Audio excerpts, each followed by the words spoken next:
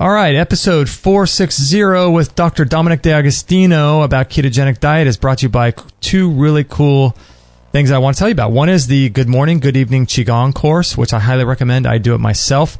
Qigong is if you're unfamiliar, a way to do moving meditation. And we had Tristan Truscott and Peter Ragnar on talking all about the course and what it is and how it benefits you. So that's in our store if you guys are interested in a moving meditation that's more of a longevity exercise. And the Chinese have been doing Qigong for thousands, over 4,000 years. And there's a reason, because it helps to de-stress the body. It helps you to ground yourself, to build your life force energy. It helps you to just become much, much healthier by grounding yourself and becoming grounded through these moving meditations. I highly, highly, highly recommend Good Morning, Good Evening Qigong. It's only 10 minutes in the morning, 10 minutes in the evening. Who doesn't have time for that, right? It's an amazing course. Check it out in our store. As well as we're brought to you by a private, online, exclusive, members-only access community called Perpetual Healing. And this is a place for you to get access to two amazing people. One is a former medical anesthesiologist who's been practicing naturopathic medicine for over 25 years. The other is a naturopath who's been helping people over 40 years, and I've been at this for about 13 years, so it's about 75 years of experience. You get access to these doctors, and what we're going to be doing in there is taking monthly Q&A calls. So if you have questions about your health, you can get direct access to them as well as other people in the forum.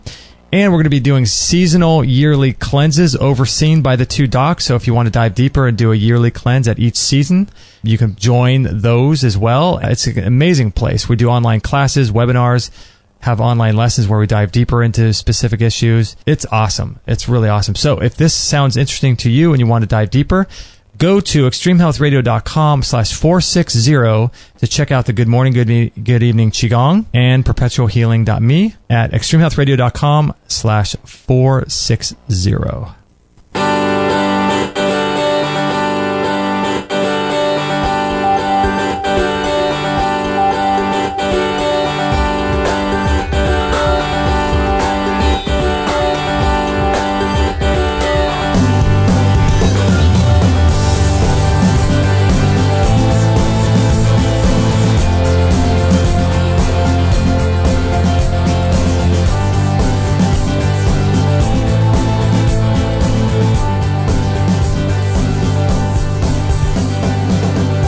All right. Thank you so much, everybody, for joining us here on another episode of Extreme Health Radio with Dr. Dominic D'Agostino. We're going to be talking about ketosis today, and we've heard so much about the ketogenic diet. He's got talks on TED Talks, on YouTube, and all kinds of interesting ideas going and floating around. He's been doing a ton of research, so we're going to be talking to him, getting to the bottom of this whole ketogenic nutrition and ketogenic diet.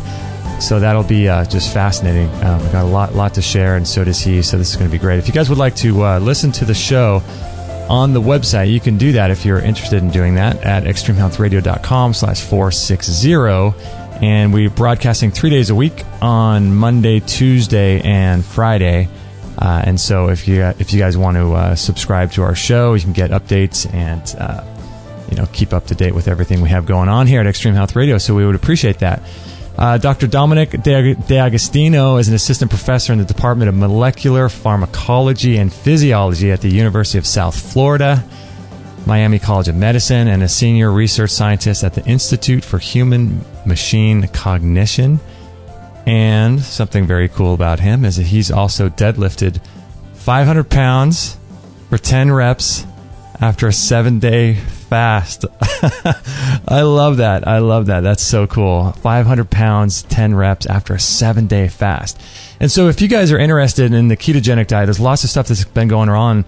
But mainly, I think it was started, or not really started, but came into vogue and people were talking about it in its relationship to controlling seizures many, many years ago. But it also has an effect on performance enhancement, endurance for athletes, weight loss. A lot of people are now sort of opening up to the idea of it affecting cancer, so fighting cancer or preventing cancer, things like that. Diabetes, increased sex drive, balancing hormones. And there's a cool quote from him that says, the FDA may see ketones as a drug. I see them as a fourth macronutrient. You have fats, proteins, and carbs, and ketones are an energy-containing molecule. So we're going to get into what the hell is a ketone and what is the ketogenic diet, all that good stuff. So thank you so much, Dom, for being on the show today. We really appreciate this. Thanks for having me, Justin. So that is true, huh? I mean, 500 pounds for 10 reps. I'm a weightlifter myself. That's a hell of an accomplishment. Yeah, fasting doesn't really impact your total strength like you would expect. It may impact your stamina if it's prolonged, but yeah, our body pretty much locks into homeostasis when we're fasting for a period of time. Of course, prolonged fasting is starvation, and starvation is the pathological consequences of fasting too long.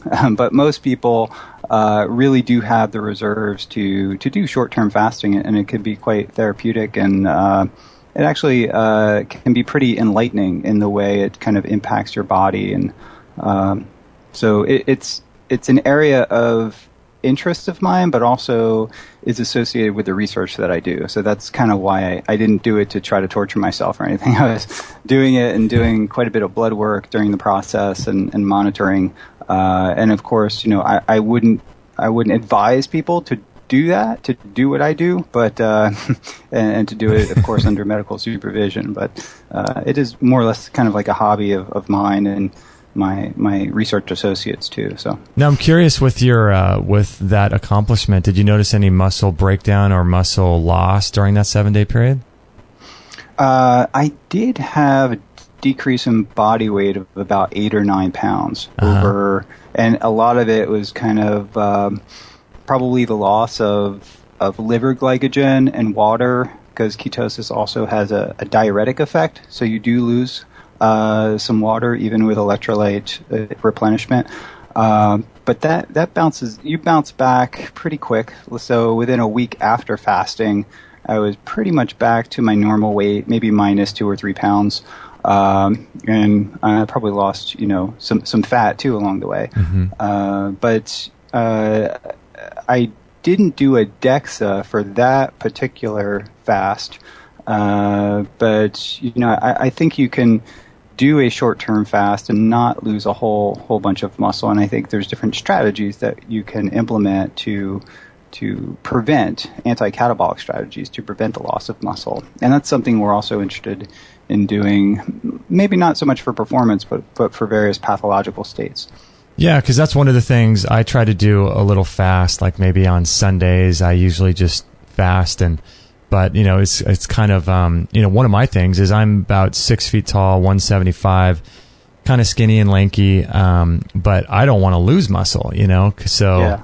I don't, I'm sort of not inclined to do a longer fast, but man, fasting is incredible for your health, isn't it?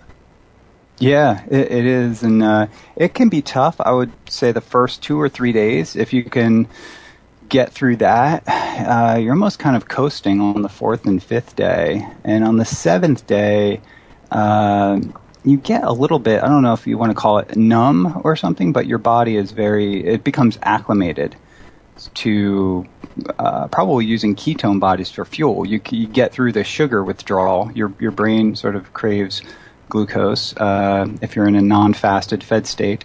If you're not on a strict ketogenic diet, it will be primarily fueled off glucose. So when you start fasting, your brain really does crave that glucose, and it sends some signals to your body that impacts your overall physiology.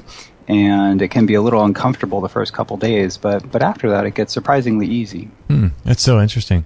Yeah, I've heard that from a lot of people where they say, if you can get through the first 2 to 3 days, then it starts to get really easy. So I'm curious, let's talk a little bit about what ketones are, because I read that quote from you.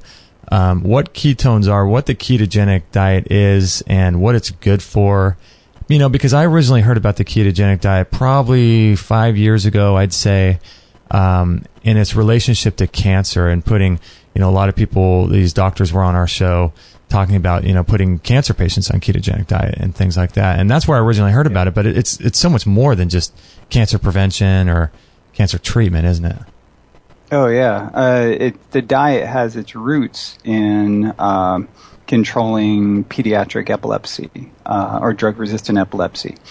and it dates back a little over about 100 years ago, actually, and was really, developed and implemented as a standard of care by the Mayo Clinic in 1920, I believe, 1920, 1921. So, and then with the advent of drugs that were developed, anti-seizure drugs, they started to replace the ketogenic diet because it was very difficult to implement for, controlling seizures. And, a variety, when pharmacology research really started taking off in the 50s, 60s, and 70s, many of these anticonvulsant drugs replaced the diet, but they have not been shown to be more effective than the ketogenic diet. In fact, when anti-epileptic drugs fail, even combinations of them fail, the standard of care is to use the ketogenic diet. And it works when drugs fail, suggesting it's working through multiple mechanisms in synergy. And that actually is of interest to the major pharmaceutical companies because they are trying to discover, specifically why the ketogenic diet works so well and trying to create more or less of the ketogenic diet in a drug because it is so powerful at preserving brain homeostasis and even enhancing brain energy metabolism. The Alzheimer's world is actually very interested in the ketogenic diet. So it's definitely more than just cancer. The use of the ketogenic diet for cancer is something that's actually very new. The roots of it go back to Otto Warburg, 70, 80 years ago, as to why cancer would be responsive to nutritional ketosis, and there's a number of reasons why that is. But the implementation of the ketogenic diet as for the metabolic management of cancer in the cancer world, it's really not used as a monotherapy, but is currently used as an adjuvant to enhance the standard of care, except in cases of advanced cancer where standard of care is not implemented. If patients have failed the standard of care, there's a few studies using the ketogenic diet as a sort of a pilot study showing it's well tolerated. But that's an area that I kind of got thrust into because we were looking at various types of brain cells, and one of the brain cells, a U87MG cell line, was derived from a glioblastoma patient. And upon looking at those cells, I saw that the ketones decrease proliferation and increase cell death. And I wasn't specifically studying cancer, it was just one of the cells that happened to be among a variety of cells I was studying. But I said, well, that's interesting. And I kind of reached out to some of the top-tier cancer researchers, and I was like, well, I see this effect. Why is it happening? And they're like, oh, that's interesting. And here's some papers. And I started reading into it, and I just got down the rabbit hole. Wow. and realized, hey, this is a very valid therapy. And it's already been proven. You could jump on PubMed and see that the ketogenic diet is proven as a very powerful therapy for epilepsy and for seizures in general, not just all sorts of seizures. And people with brain tumors have seizures. So why not use the ketogenic diet to not only manage the severe seizures that brain tumor patients have, although the etiology of those seizures is quite different than the etiology of epilepsy seizures, it can still be used as a potential therapy, and at the same time manage the growth and proliferation of the brain tumor. And it really stresses rapidly dividing cancer cells. It puts tremendous metabolic stress on those cells and makes the cancer cells a much more vulnerable target to any other therapy modalities that you use on top of that. And that could be temozolomide or radiation therapy or various immune-based therapies that are now hitting the scene. Now, do you think that in terms of its effect on cancer, do you think that it works or it has had an effect in your research and your studies on other types? Because we all know that the brain responds to fat and ketones and things like that, and so it makes sense that it would have an effect on glioblastomas, brain cancers, but would it affect other types of cancers, leukemia and colon cancer, stuff like that? Yeah, that's a good question. As a neuroscientist, our primary focus is really brain cancers, but the majority of cancers, about 90% of them, they revert to what we call the Warburg phenotype, which means that they have damaged mitochondrial function. They're structurally and biochemically different than the mitochondria of healthy cells from their derived tissue. And the cancer cells will upregulate or increase the metabolic pathways associated with glucose metabolism, or deriving energy from glucose metabolism, and driving biosynthetic processes with the use of glutamine. But mostly sugar metabolism is upregulated. So even in the presence of oxygen, so this is called aerobic glycolysis. And it's interesting because the result of aerobic glycolysis is that the cells pump out lactate. It's typically something that you only see under conditions of extreme hypoxia, low oxygen. So cancer cells continue to do this even in the presence of oxygen, and they've basically defaulted to a more kind of crude, archaic form of energy metabolism, which is substrate-level phosphorylation and glycolysis. And there's different reasons for that. The Warburg effect, which is accelerated glucose metabolism in the cancer cells, allows the cancer cells to direct substrates towards biosynthetic processes. For example, it redirects the citrate from the Krebs cycle, TCA cycle, to lipid biosynthesis. So there's some advantages to the Warburg effect that endows the cells with a survival advantage, evasion of the immune system, rapid proliferation, and it can survive under periods of low oxygen, hypoxia. As a tumor grows, it outstrips its ability, its blood supply, essentially. And the core of the tumor becomes hypoxic, and these metabolic shift can allow the cancer cells to survive in the core in hypoxia. So what we do is kind of look at cancer as, look at that metabolic phenotype. And this is something that oncologists have not really been doing, and cancer biologists have only recently been looking at this Warburg phenotype and developing drug-based therapies to target that. So we are developing nutrition-based therapies, nutritional supplement-based therapies, and we also have a program looking at metabolic drugs. And these are relatively non-toxic drugs relative to the standard of care chemotherapies. Things like metformin, DCA, 3-bromopyruvate, like basically drugs that inhibit the cancer-specific glycolytic metabolism, specifically pathways like hexokinase 2, which is dramatically upregulated in aggressive cancer cells. So we think that these combination therapies are really important. And we never actually test the ketogenic diet as a monotherapy. We use it as a base sort of therapy to enhance the efficacy of other forms of therapy, including hyperbaric oxygen therapy and these cancer-specific metabolic drugs, and also ketone supplementation.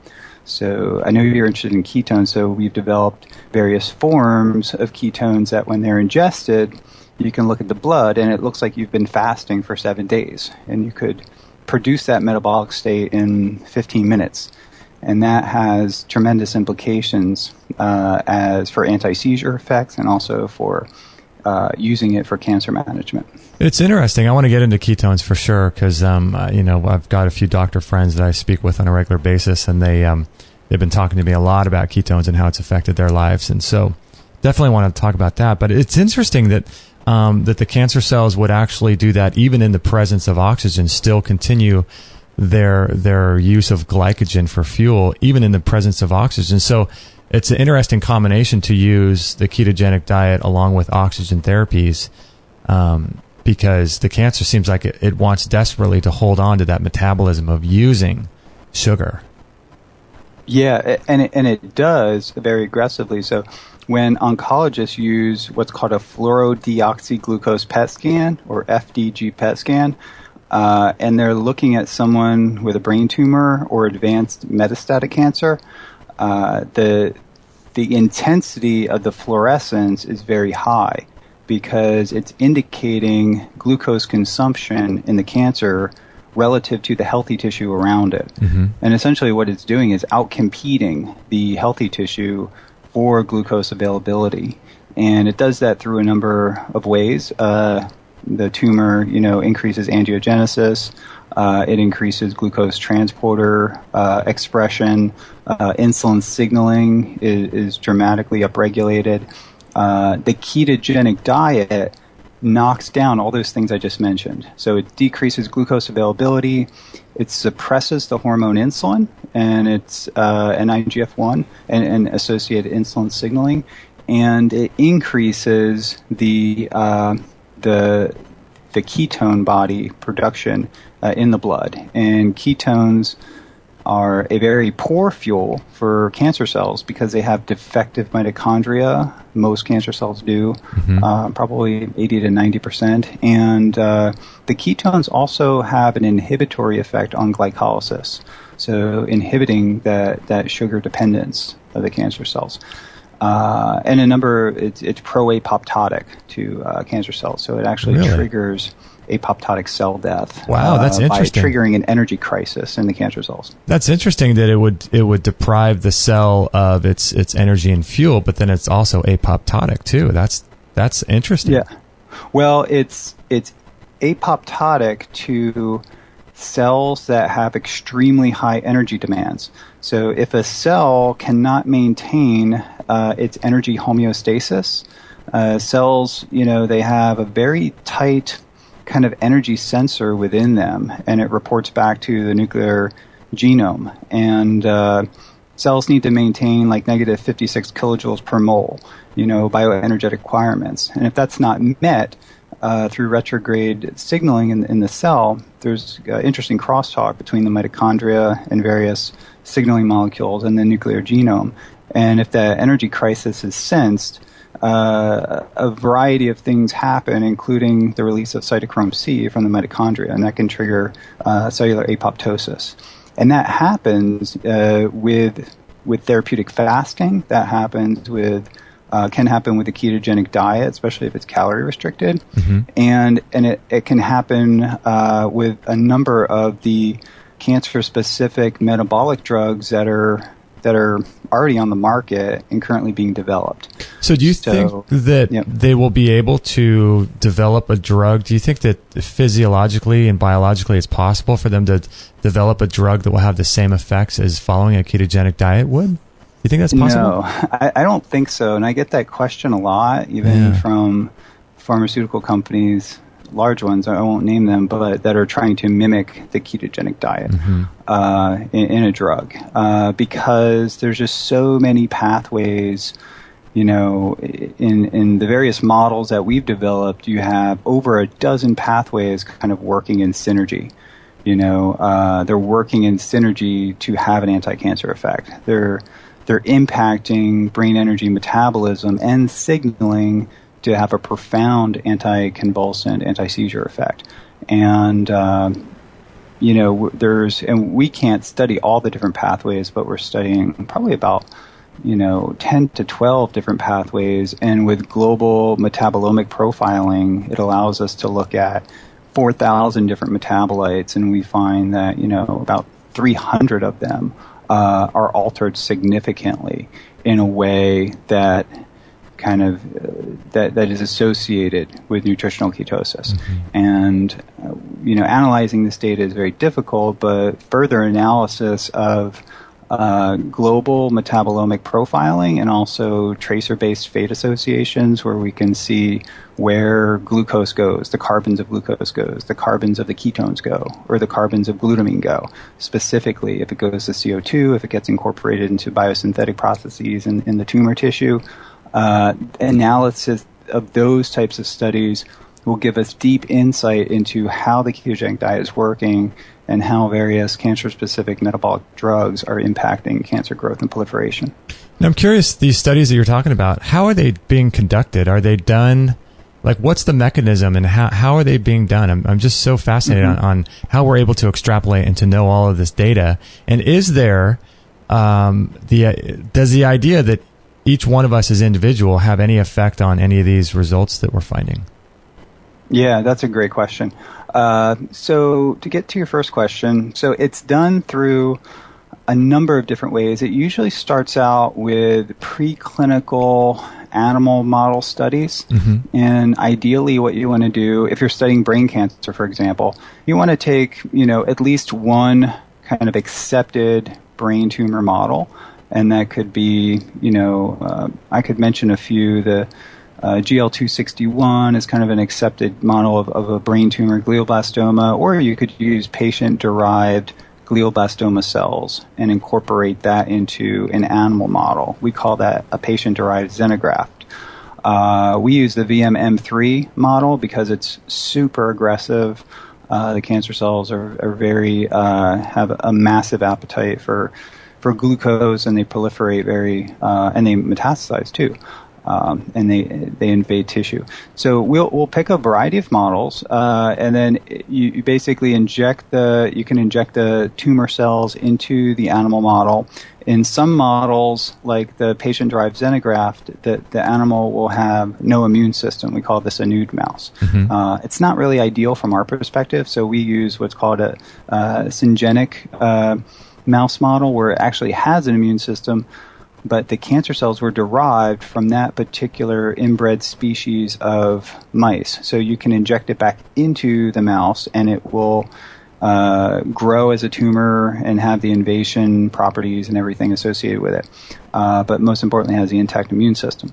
So essentially, you let the tumor grow to a particular point, like 3 weeks or 4 weeks, and then you sacrifice the animal, and then you collect the tumor tissue, and then you rapidly collect the tumor tissue, and then you do a battery of assays to look at the levels of metabolites.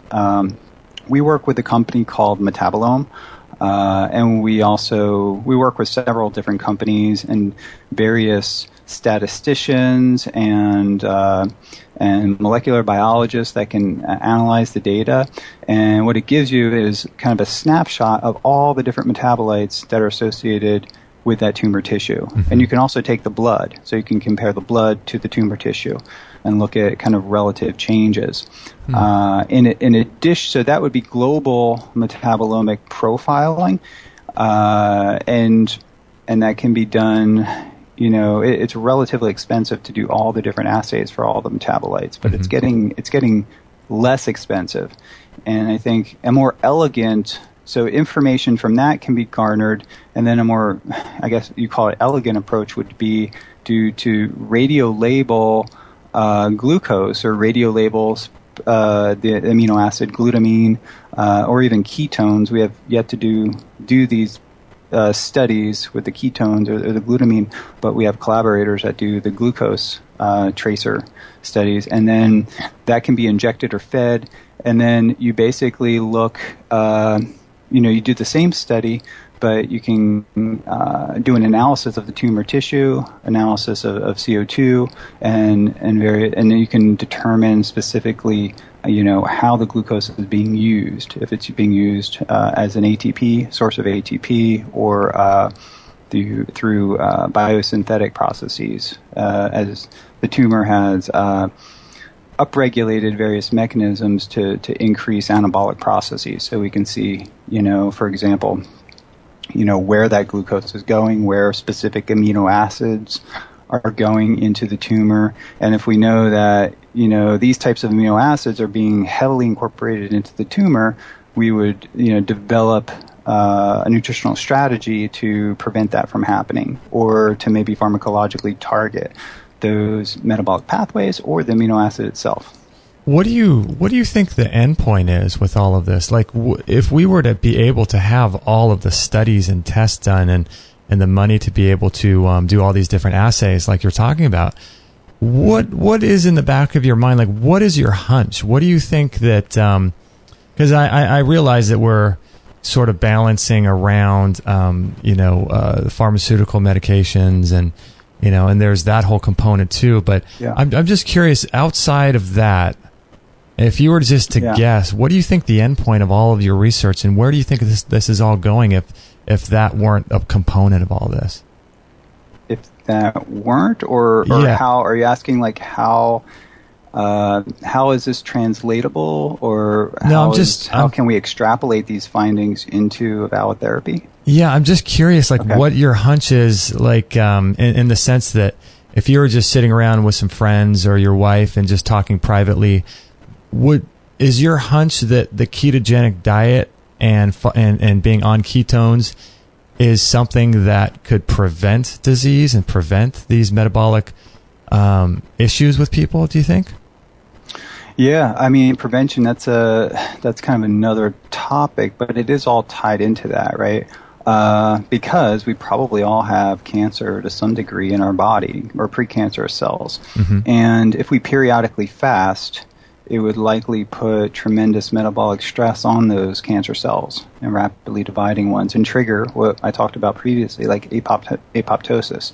So our body could essentially purge itself from those rapidly dividing cells through autophagy. And Walter Longo has published a number of elegant studies looking at the effects of fasting on patients and even their response to radiation and chemotherapy.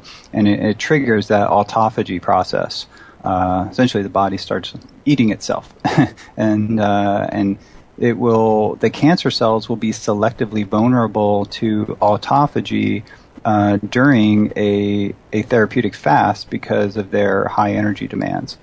And so it's nice in a way in that it selectively puts pressure on those, rapidly dividing cancer cells, and hits a number of metabolic pathways and substrates, including glucose availability. But the insulin suppression has a big role in the efficacy of the ketogenic diet, and it triggers a number of catabolic pathways that are catabolic to cancer cells. Mm-hmm. Interestingly, ketones, beta-hydroxybutyrate and acetoacetate, have an anti-catabolic effect on skeletal muscle. And they do it through a number of mechanisms, and even metabolically, because they largely replace glucose as a primary fuel for the central nervous system. And your brain and CNS are about 25% of your energy requirements, but your brain's only like 3% of your body weight. So it's tremendously metabolically demanding. And by elevating ketones, you decrease the demand of skeletal muscle for glucose, because your skeletal muscles have transitioned to fatty acids and ketones, and your brain also transitions to using ketones as an energy source. So it prevents gluconeogenic amino acids from being broken down in the muscle. So if you didn't make ketones at all, and some people actually lack various enzymes like HMG-CoA lyase or HMG-CoA synthase and thiolase, which is initially involved in pulling together two acetyl-CoAs to make acetyl-CoA. Mm-hmm. So those three enzymes right there are what we call ketogenic enzymes. So and they're in the liver, and people have various mutations and don't make them. Some people can't get into ketosis. It's a small percentage, maybe 10% or less. Mm-hmm.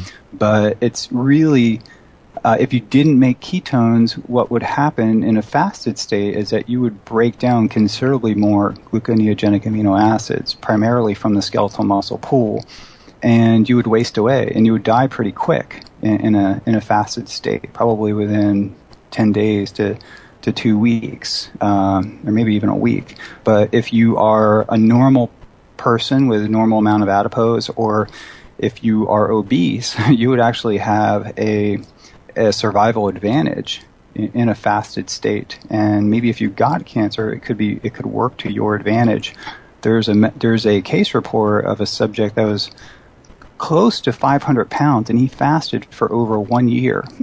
No, that's way. Hard to believe, but it's in the medical literature, and they did quite a bit of blood work on him. The only side effect was his magnesium got really low. But so he did get electrolytes, but he did get no source of calories for over a year. Isn't that amazing? It's unbelievable. And he went down to about 190 pounds from 500 pounds. And he had no, in the report, there was actually no major side effects were noted. It actually helped to restore his health. And when was that? That was... Is that recent? I should know this because I was working. There's a blog article on Rob Wolf's website. It's called The History of the Ketogenic Diet, Part 1, 2, and 3. And it mentions it in there. But it was about 100 years ago. No, not 100 years, about 70 years ago. Wow. That happened. Yeah, it was quite a long time ago. And I've been... on my list of to-dos is to try to reach out to some of the family members. But they followed him for quite some time after, and he was able to amazingly keep his body weight maintenance after he got off.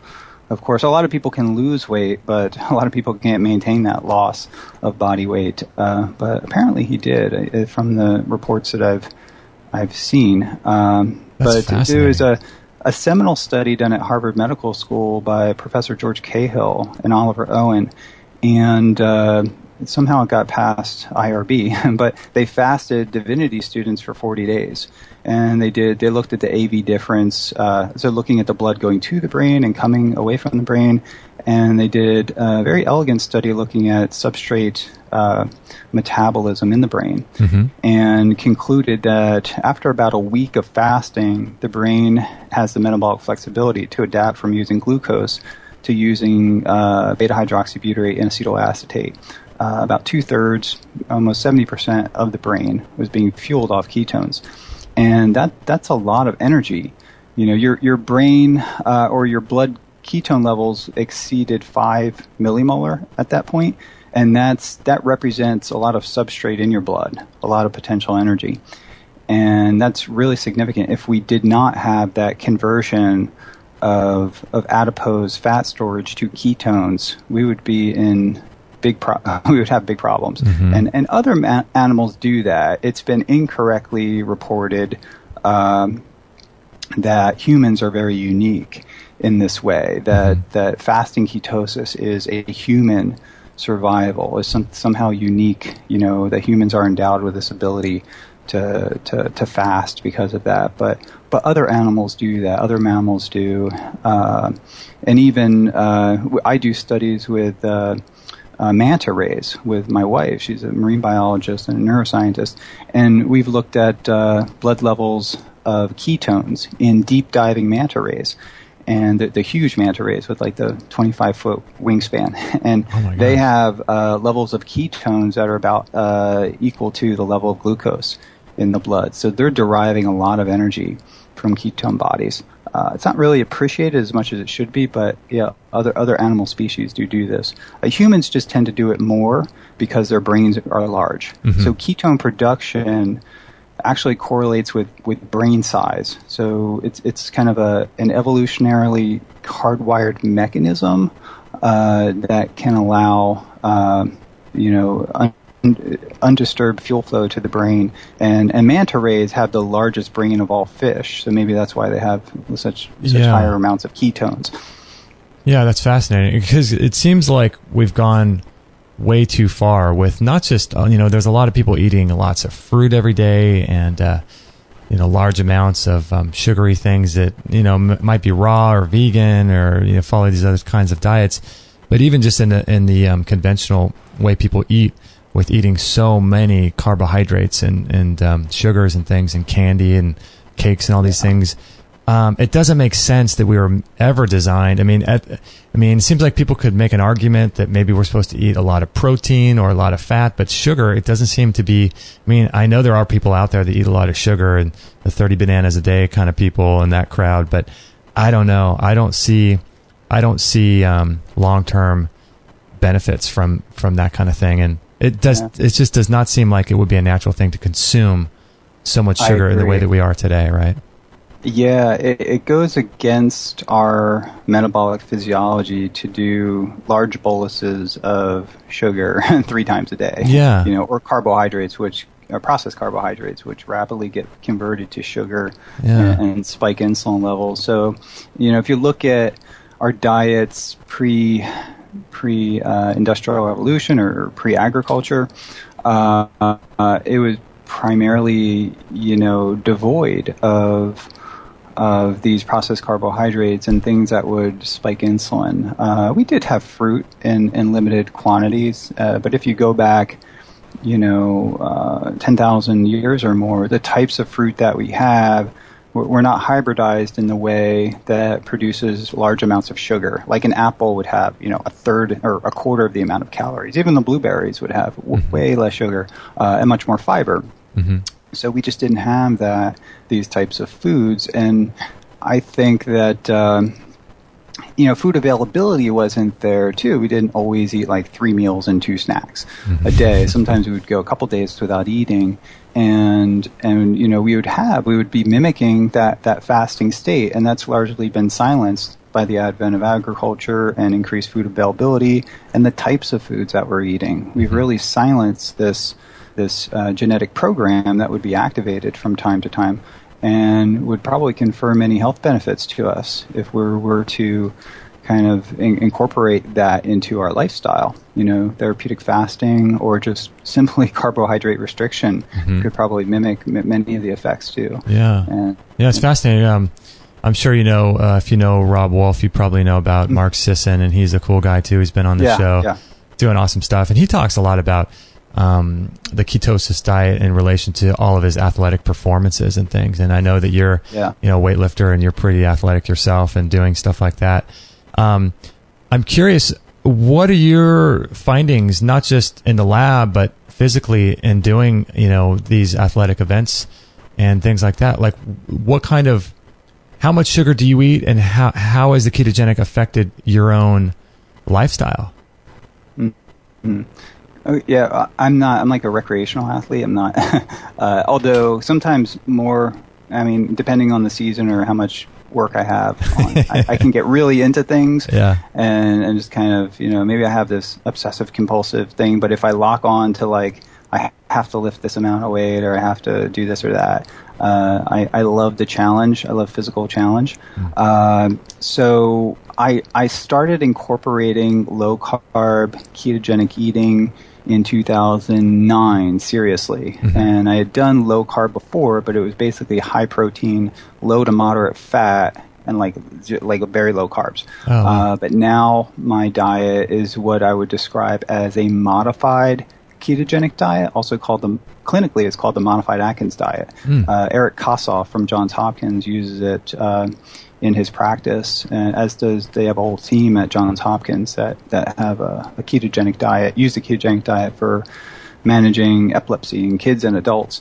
And so the modified ketogenic diet would be defined as a diet that incorporates a range of healthy fats, typically about 75 to 65% of the diet would be fat, and about 20% of the diet would be protein, which is moderate, much lower than the protein percentage I used to consume a long time ago when I was doing more lifting. And the carbohydrate would be anywhere from like 5 to 10%, and that would be mostly from salads and green vegetables, green leafy vegetables. We like asparagus and broccoli and cauliflower.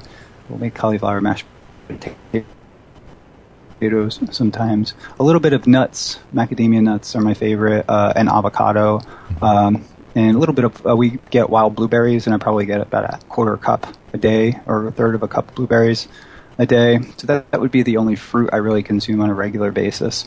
Interesting. So that's kind of my diet, and I typically eat like a small to moderate sized breakfast and kind of fast for 12 hours and then eat a pretty substantial dinner at night. So usually just 2 low carb ketogenic meals per day. And sometimes I will skip breakfast and just have my evening meal. So just 1 meal per day, depending on my activity level, depending on kind of if I have to wake up early to teach or Yeah. have the morning off. Yeah. Now, I'm curious, what are your thoughts about the, I think what is the amount of grams of sugar per day that is sort of the standard? I think they say that you're not supposed to eat any more than 25 grams of sugar a day. What would you say you consume, and how does that, because that seems like a lot. Yeah, I do consume sugar, but not but from their sugar that's part of the foods that I'm eating, and there's a little bit of sugar in the blueberries, very little in some other thing, maybe a little bit in if I have like a tomato on my salad, but typically I don't. It's just like one or two little grape tomatoes or something. So total sugar per day. Oh, I get a little bit of dark chocolate here and there, so maybe 5, 10, less than 10 to 15 grams of sugar per day. Have you noticed a big... If I'm really active, I mean, it could be if I'm gone hiking, I may eat like a whole dark chocolate bar or something like that. So I'm not really strict with it, but I tend to just eat the foods that I like to eat, which is, we eat a lot of fatty fish and chicken and beef and what else? We're kind of more big on seafood, lots of olive oil, lots of coconut oil and MCT. We incorporate butter, sour cream. I don't do a lot of dairy protein. I try to back off a little bit, but I occasionally, incorporate a little bit of Parmesan cheese in some of the cooking and things like that. What about eggs and things? Eggs, oh yeah, eggs are probably, I forgot to mention, a big staple. We try to source out eggs that are, from free-range chickens, and, I think it's more ethical, but more importantly, it tastes better too. Right. More importantly, the ethical reasons, I think. Right. But I think, and they're available, I encourage people to connect with their local farmer or with a store that sells local produce, and I think they won't regret it too, because they'll see the difference. Just look at the egg yolk. Look at the difference between kind of an industrial chicken egg and then a free-range egg. So the opportunity when I was younger to just kind of get some eggs from friends that had free-range chickens, and I was like, wow, why is the yolk like orange, and why do they taste so good? I didn't realize. There's big differences in the types of food that we eat and the source. So we should always encourage people to look into the source of where their food's coming from. Yeah, I agree. Sardines too. I eat a lot of sardines and oysters. Maybe 1 or 2 cans of oysters a week. So. Oh wow. Hey Dominic, let's turn off the video because it sounds like it's really cutting out here. So okay. Yeah, maybe that will help us to be able to have the sound not cut out. But yeah, I'm curious. I'm really fascinated by what Mark Sisson was talking about, because he was talking about this whole idea of marathon runners and how they, it's a whole carbo loading where they would eat spaghetti and pasta, the night before a race. Yeah. And he was talking about, I think when he was on the show, he was talking about how, you can train your body to run off ketones in the ketogenic diet and train your body to run off fats. And so this whole idea that we have to eat lots of sugar maybe after a workout or before a workout, he was saying in his experience, that definitely doesn't need to be the case. Yeah. And I think Mark's a good example of that. He's adapted his body and kind of weaned himself off sugar, which most elite level athletes, even to this day, are really addicted to sugar, and they need to, take in lots of sugary drinks and gels and things like that. But there's kind of an evolution in what I would call advanced endurance athletes, and they are switching to lower carb, but even ketogenic eating. And these are the guys that are starting to win the races now. If you transition your body into being a fat and ketone burner, and it takes several months to do that, because you got to think you're changing your whole physiology. You're upregulating different metabolic pathways and getting your body weaned off of sugar, essentially.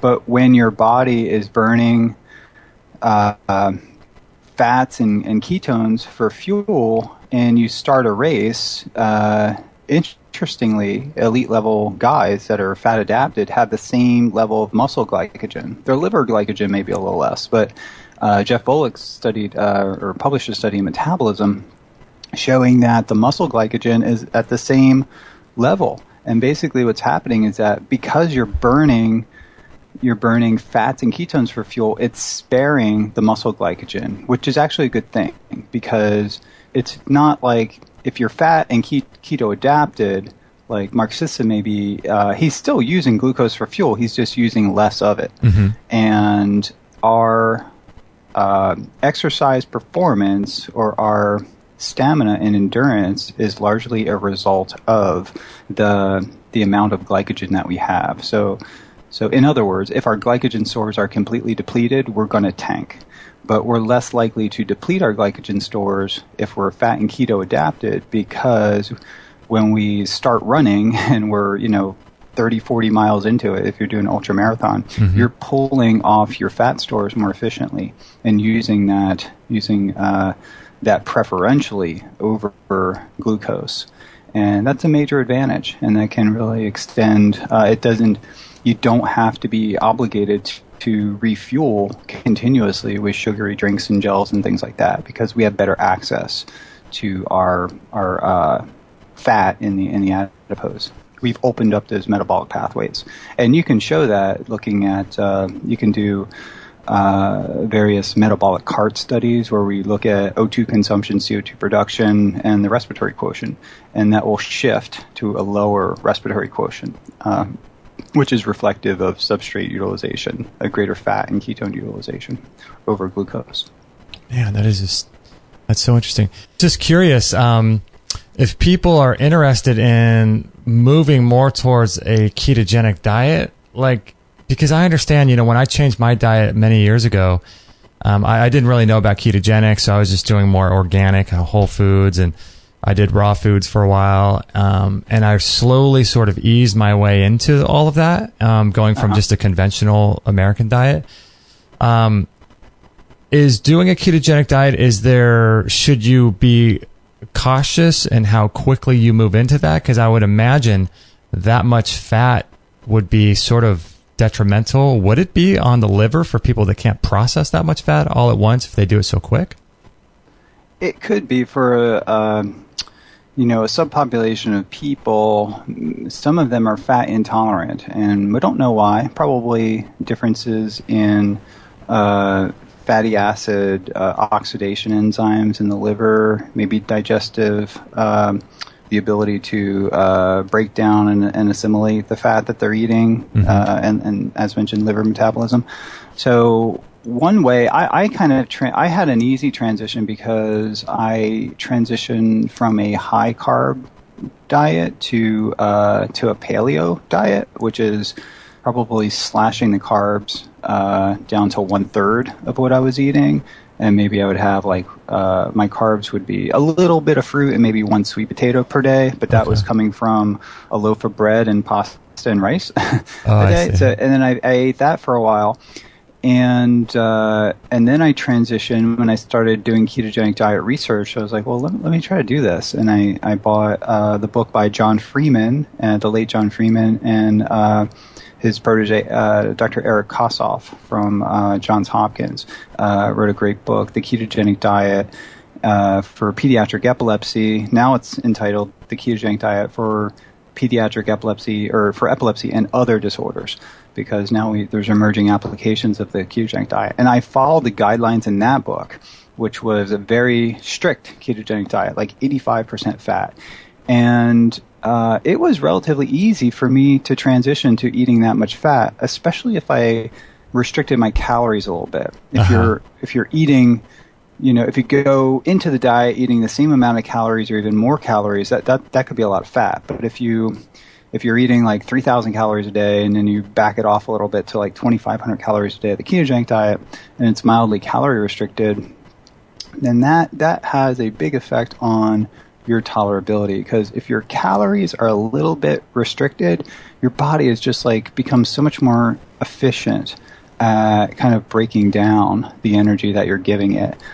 I recognized this when I was trying to gain weight when I was younger, and I would eat a large volume of food, I noticed, a lot of it was kind of even going through me. You're just overwhelming your system. And once your body more or less meets its energy requirements, your ability to break down and assimilate the food that you're feeding your body is reduced.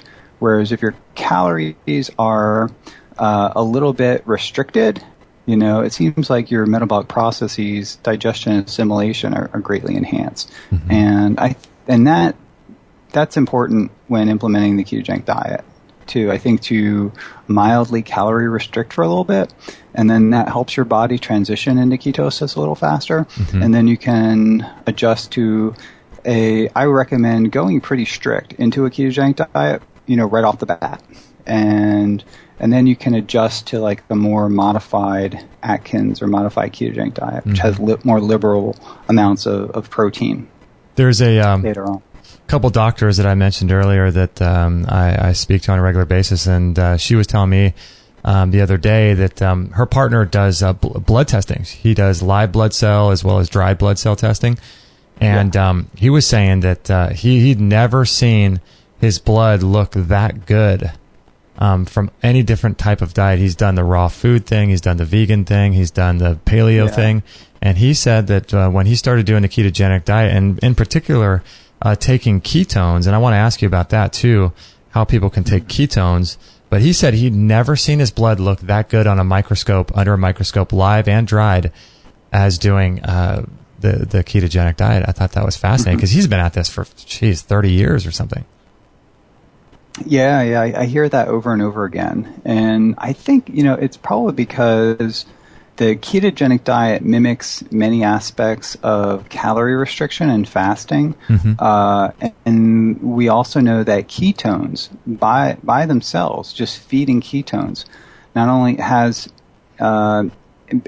beneficial effects on our metabolic physiology, but the ketone body, beta-hydroxybutyrate and acetoacetate, have very powerful signaling properties, things like suppressing the level of inflammation in the body through specific inflammatory pathways. We published on the NLRP3 inflammasome in Nature Medicine, and showing that that's a really powerful pathway associated with age-related chronic diseases and some forms of cancer. So suppressing that inflammatory pathway, especially in the face of things that are stimulatory to the pathway, various immune-based reagents, stress, oxidative stress, and things like that. Being able to keep that pathway suppressed is really important, and I think important for autoimmune diseases, which a number of people have contacted me, and they've either used a ketogenic diet or ketone supplementation, and it has been the only thing that worked for them for various autoimmune disorders that they had. The ketones also have signaling properties associated with, reducing muscle breakdown, with activating endogenous antioxidant pathways like superoxide dismutase, or glutathione, even. So that could be, one of the major benefits too of taking ketone supplementation. The basis of our research is using it as an anti-seizure strategy, which we have shown for CNS oxygen toxicity, which is a limitation for Navy SEAL divers, using a closed circuit rebreather.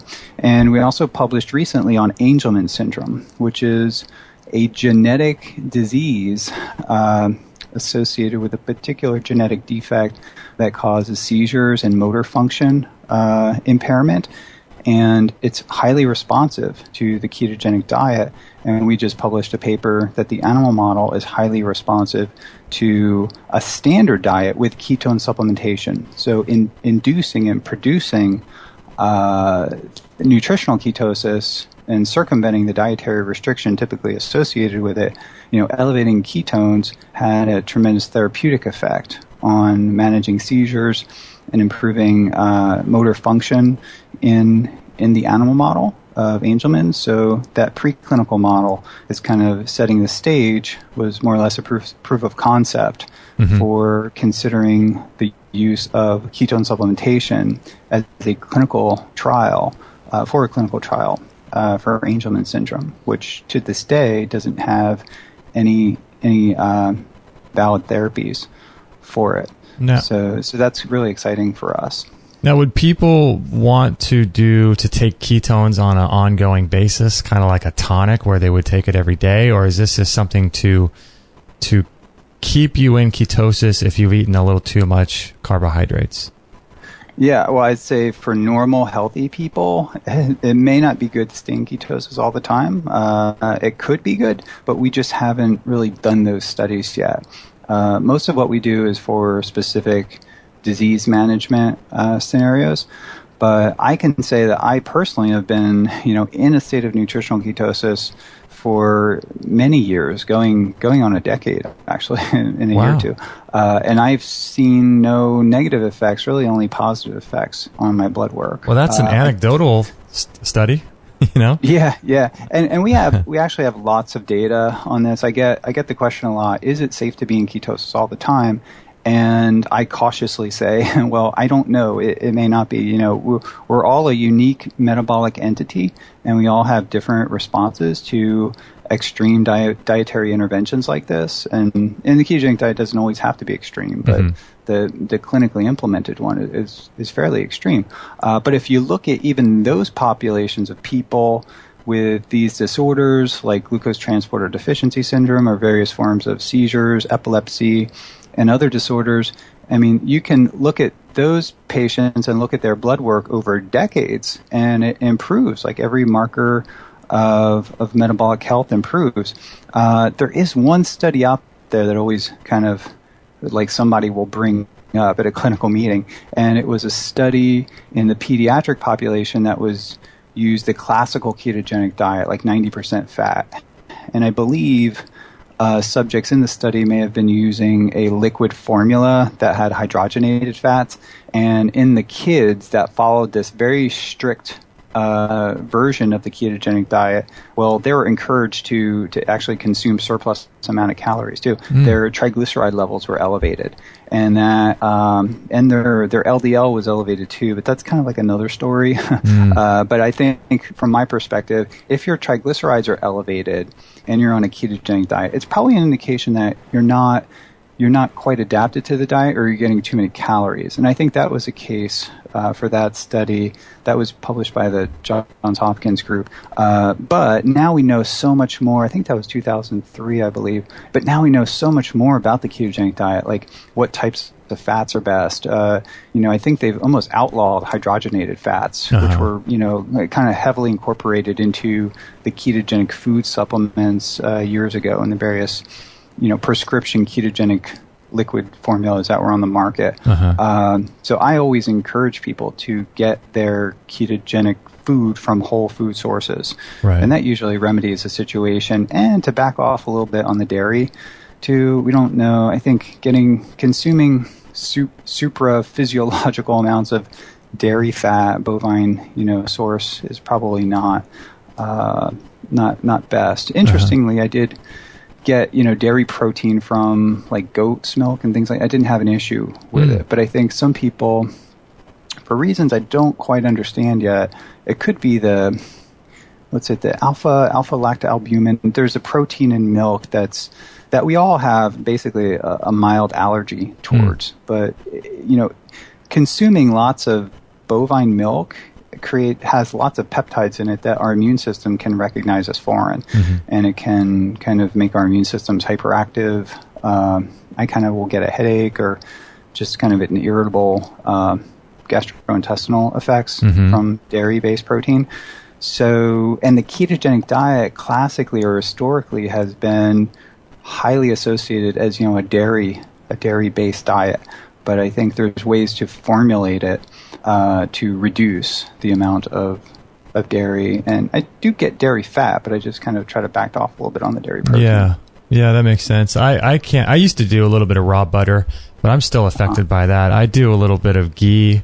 I seem to do a lot better with the clarified butter, because from what I understand, it doesn't have any of the lactose or the what is the other protein? There's some other protein in dairy butter and things that I forget what it was. But, the lactalbumin, the beta lactalbumin. Yeah. There's alpha and beta. Yeah. But, I do okay with a little higher in the bovine which is basically all milk. But yeah, it's but interesting. I was traveling and consuming some goat milk and goat cheese, and didn't have the same effect as the bovine based dairy.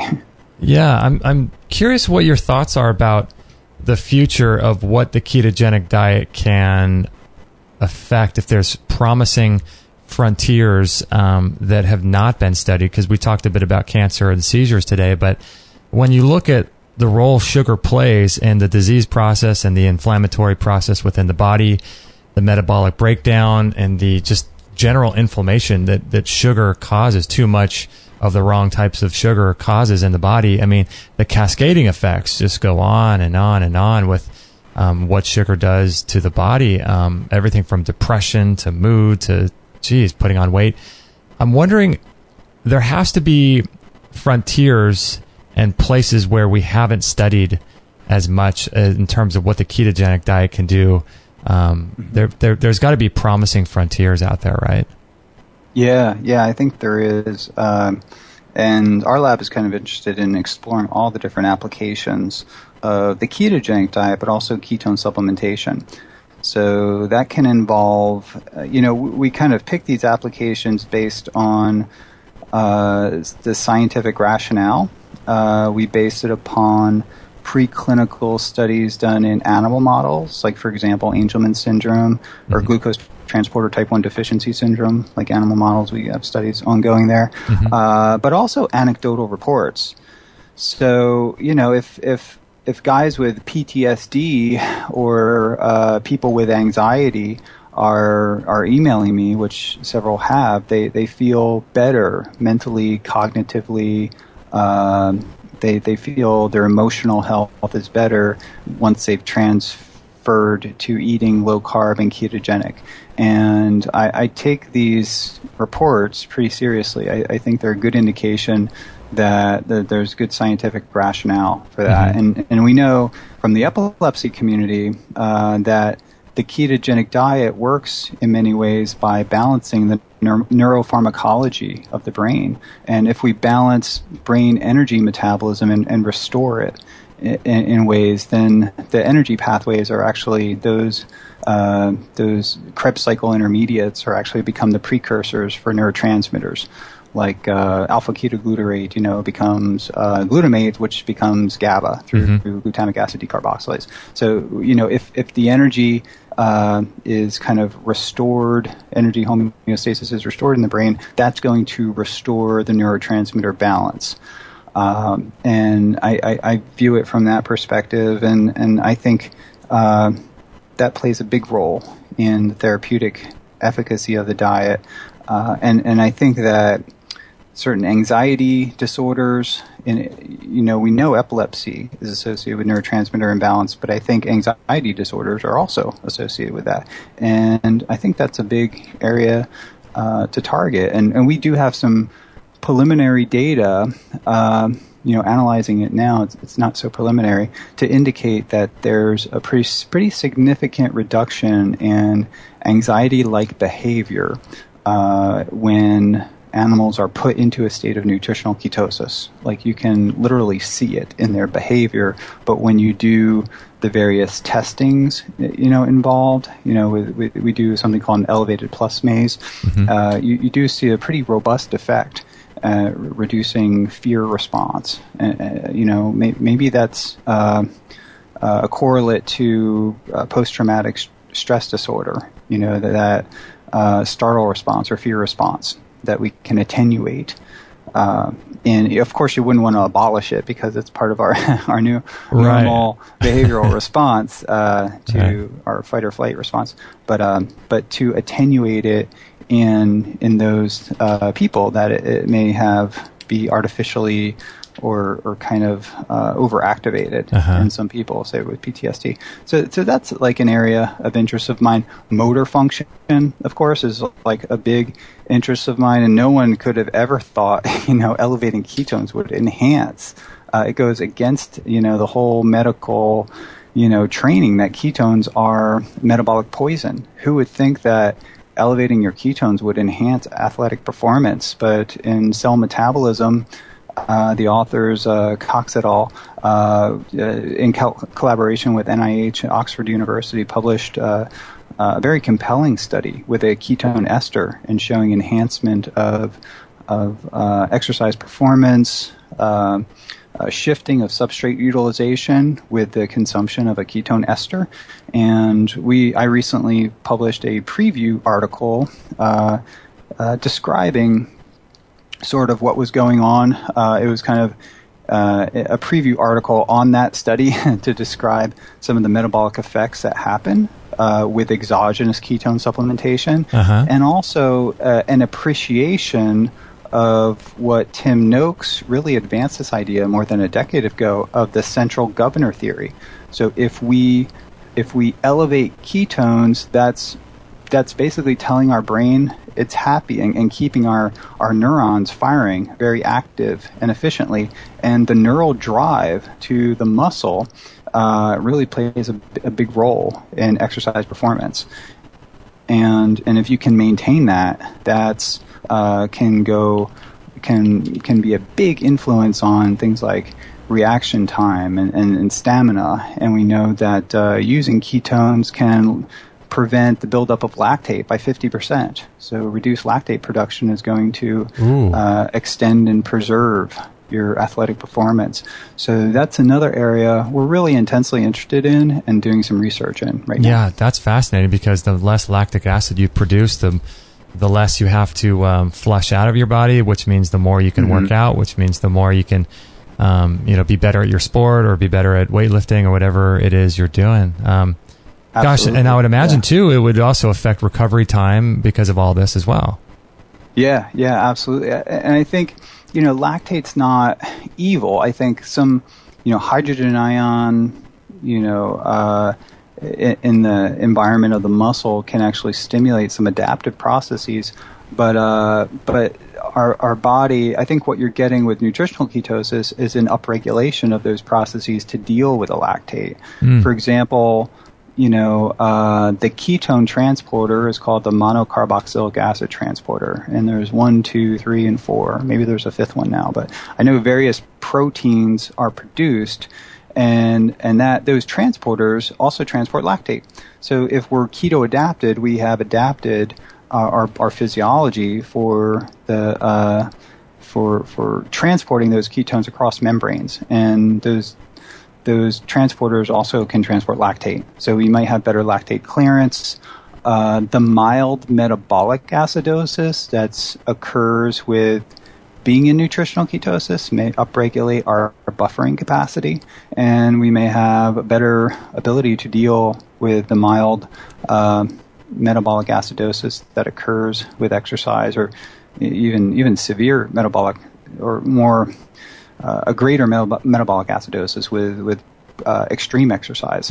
So I think we're better able to cope with that, and there's a lot of questions and unknowns there, but that's our studies that we're going to design will kind of really delve into that question, like what is the mechanism for the massively reduced lactate production, and also wants to address some of the role of the central governor theory in prolonging exercise intensity and performance. So fascinating. It's so interesting how like we have to do all these studies to go back to something that makes so much sense, which is probably how we ate for millions of years. It's it's like it's just funny how we have to do all these studies to go back. But I mean, it makes so much sense because we've lost our way, haven't we? Yeah. Well, I think it's kind of like, when you go on the wrong path and you go down the wrong road, I think it's important to acknowledge that you're going on the wrong road and turn around and go back. Right. If we don't acknowledge that we've made a wrong turn, then the whole community at large is like, well, they're kind of on the fence. Well, maybe we're eating right, but maybe we're not. So, and I kind of like using the analogy in life. Like when you've made a mistake, kind of admit it and turn around and go back. The easiest way to fix it is to just head back in the wrong direction and then take the path that's a right path. Right. And our our medical community, not just the medical, just the nutrition, the governing bodies, I guess, that regulate our nutritional guidelines, needs to recognize that we really went down the wrong path. And the fastest way to get on the right path is to admit the mistake that eating large amounts of processed carbohydrates as the foundation of the food pyramid, these starches are not congruent with, the way we're supposed to be eating. So I think we really need to rethink this but massive changes at the government level it doesn't happen. Yeah. And when you've worked with, various agencies, government agencies, even, Department of Defense, things like big changes just don't happen. They take a while to happen. But I think it will happen. Like, all the pieces are in place now, and the foundation of science is emerging to suggest, some changes in the dietary guidelines. And I don't want to say, the ketogenic diet's not for everyone, but eating lower carbs, I think, is definitely, for everyone. Mm-hmm. And it's not carbs per se, but the overconsumption of carbs. And I like to make that distinction because, I have nieces and nephews, and they're basically like on IV sugar, and they're as lean as can be and athletic, and apparently in very good shape. And I grew up in an Italian family eating massive amounts of carbohydrates and staying fairly active, and it never really had any negative, observable negative impact. I did have some issues, I guess, when I was 19 or 20 because I was overeating lots of excess carbohydrates and trying to gain weight, and that was starting to show negative consequences in my blood work. But I really do think it's the overconsumption, and because low carbohydrate diets help to regulate your appetite, and the whole kind of problem is that we're over-consuming calories. If we think about type 2 diabetes and obesity, which is like an epidemic now. So it really comes down to appetite regulation. And we know that higher fat, ketogenic-like diets have a profound effect at regulating your appetite to correct for the energy balance and to get your body back into proper homeostasis. And because if we're spiking insulin a couple times a day with processed carbohydrates, we get this postprandial hypoglycemia, and it just makes us more hungry for another carbohydrate refeeding, and it's a vicious cycle. Yeah, and that's completely abolished, attenuated, if not abolished, with a low-carb ketogenic diet. Yeah, that makes a lot of sense. Now, just closing up here, I wanted to ask you, people are listening to this and they're thinking, oh, this is so great, I want to get on a ketogenic diet. First of all, I want to ask you, are there resources, websites, or books you would recommend? And then also, I know people I talk to, and they talk about these strips that you can get on Amazon that will check to see if you're in ketosis. And then if you're not, where do people get the ketones? Okay, so resources. So some of the resources I'll mention will have that information in it. Some of the resources, my website is ketonutrition.org, and if you tinker around on there, and then if you go to ketonutrition.org and click on resources, you'll find a lot of answers to some of those questions. Okay. If you click on supplies, the ketogenicdietresource.com is kind of like my go-to website for people that ask about the ketogenic diet. Clinically speaking, or for disease management, the Charlee Foundation.org is a fantastic website. I mean, there's like videos on there on how to cook various types of ketogenic foods to, resources. There's consultants that you can link to. A must-read book for people entering my lab would be Jeff Volek's The Art and Science of Low Carbohydrate Performance. It is a fantastic book, and talks about, how to measure ketones and how to adjust your macronutrients. And I think there's, recipes in the back. Oh, cool. So for measuring your ketone levels, I typically tell people to first measure urine ketones, because you want to first confirm that you're in ketosis before you start measuring blood, because blood can get a little bit pricey. Okay. So you go to any CVS, Walgreens, any drugstore, or even Walmart, and get a urine ketone strips. They're called keto sticks, or you can get the generic brand. And it's a little strip that you pee on, and it changes color, and it goes from, light pink to, darker pink to purple, which would indicate high levels of ketones. And once you're in the mild to moderate ketone range by the urine strip, you can assume that your blood ketones are elevated.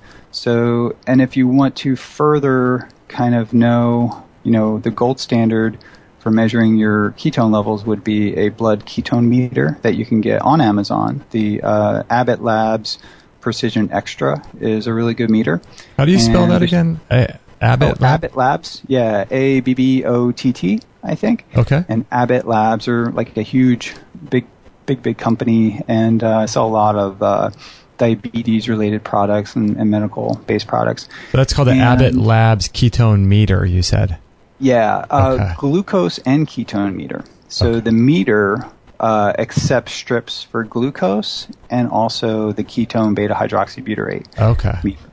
And you could get those strips online too. Just search ketone strips. Precision Extra is the name. Precision, the letter A and extra, or the letter X, extra.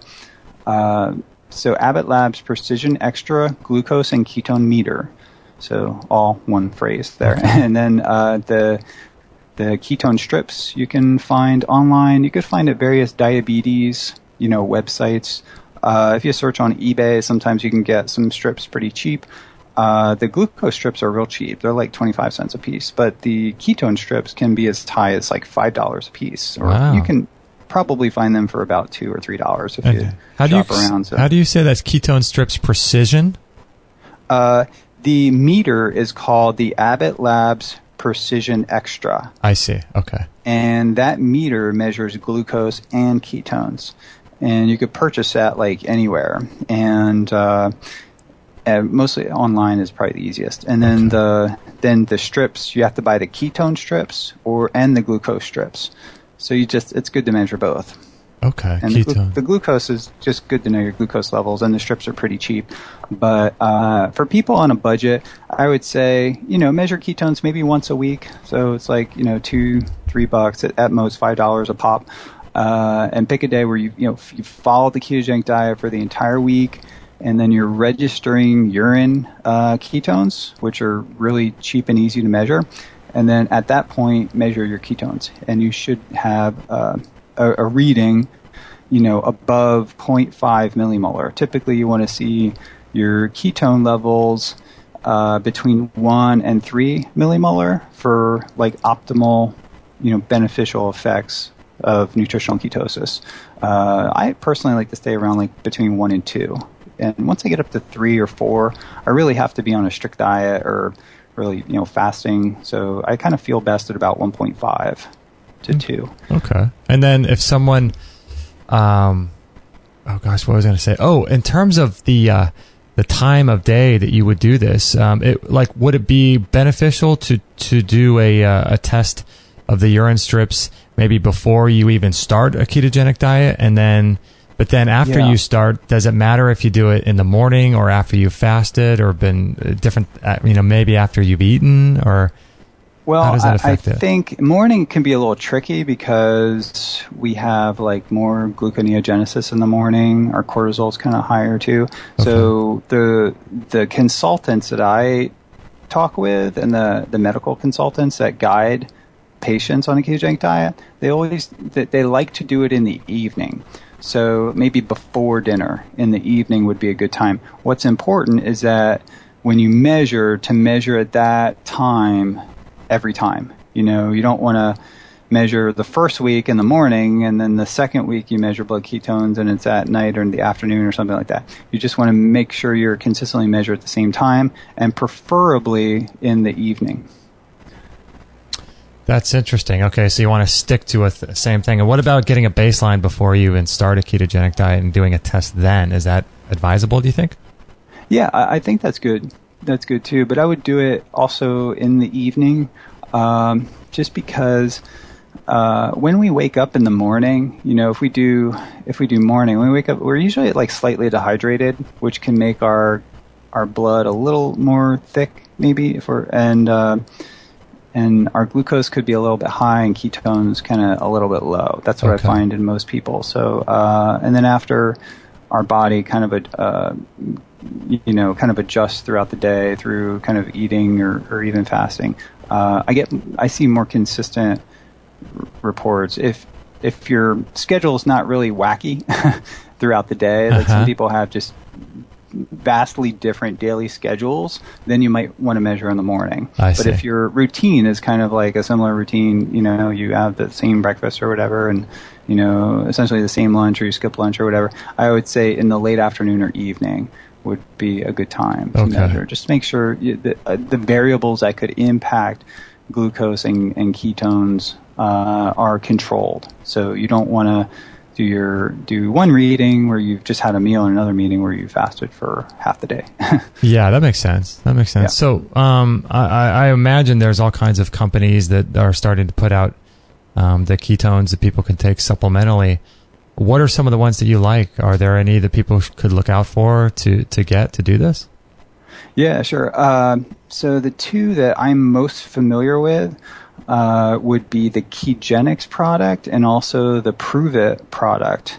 They make the Keto OS, which is an excellent product. The 2.0 version has beta-hydroxybutyrate and MCTs in it. Okay. And that's kind of the formula that we tested in the lab and had the most benefits from when exogenous ketones are formulated with an MCT source.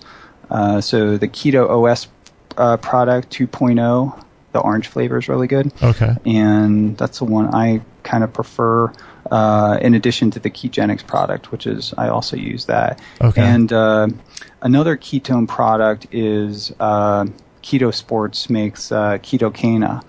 And that's pure just a ketone salt formula with no MCT, but that's been around for a while and is also a pretty reliable, good source of ketones. That's cool. So Ketogenics and then the Prove It.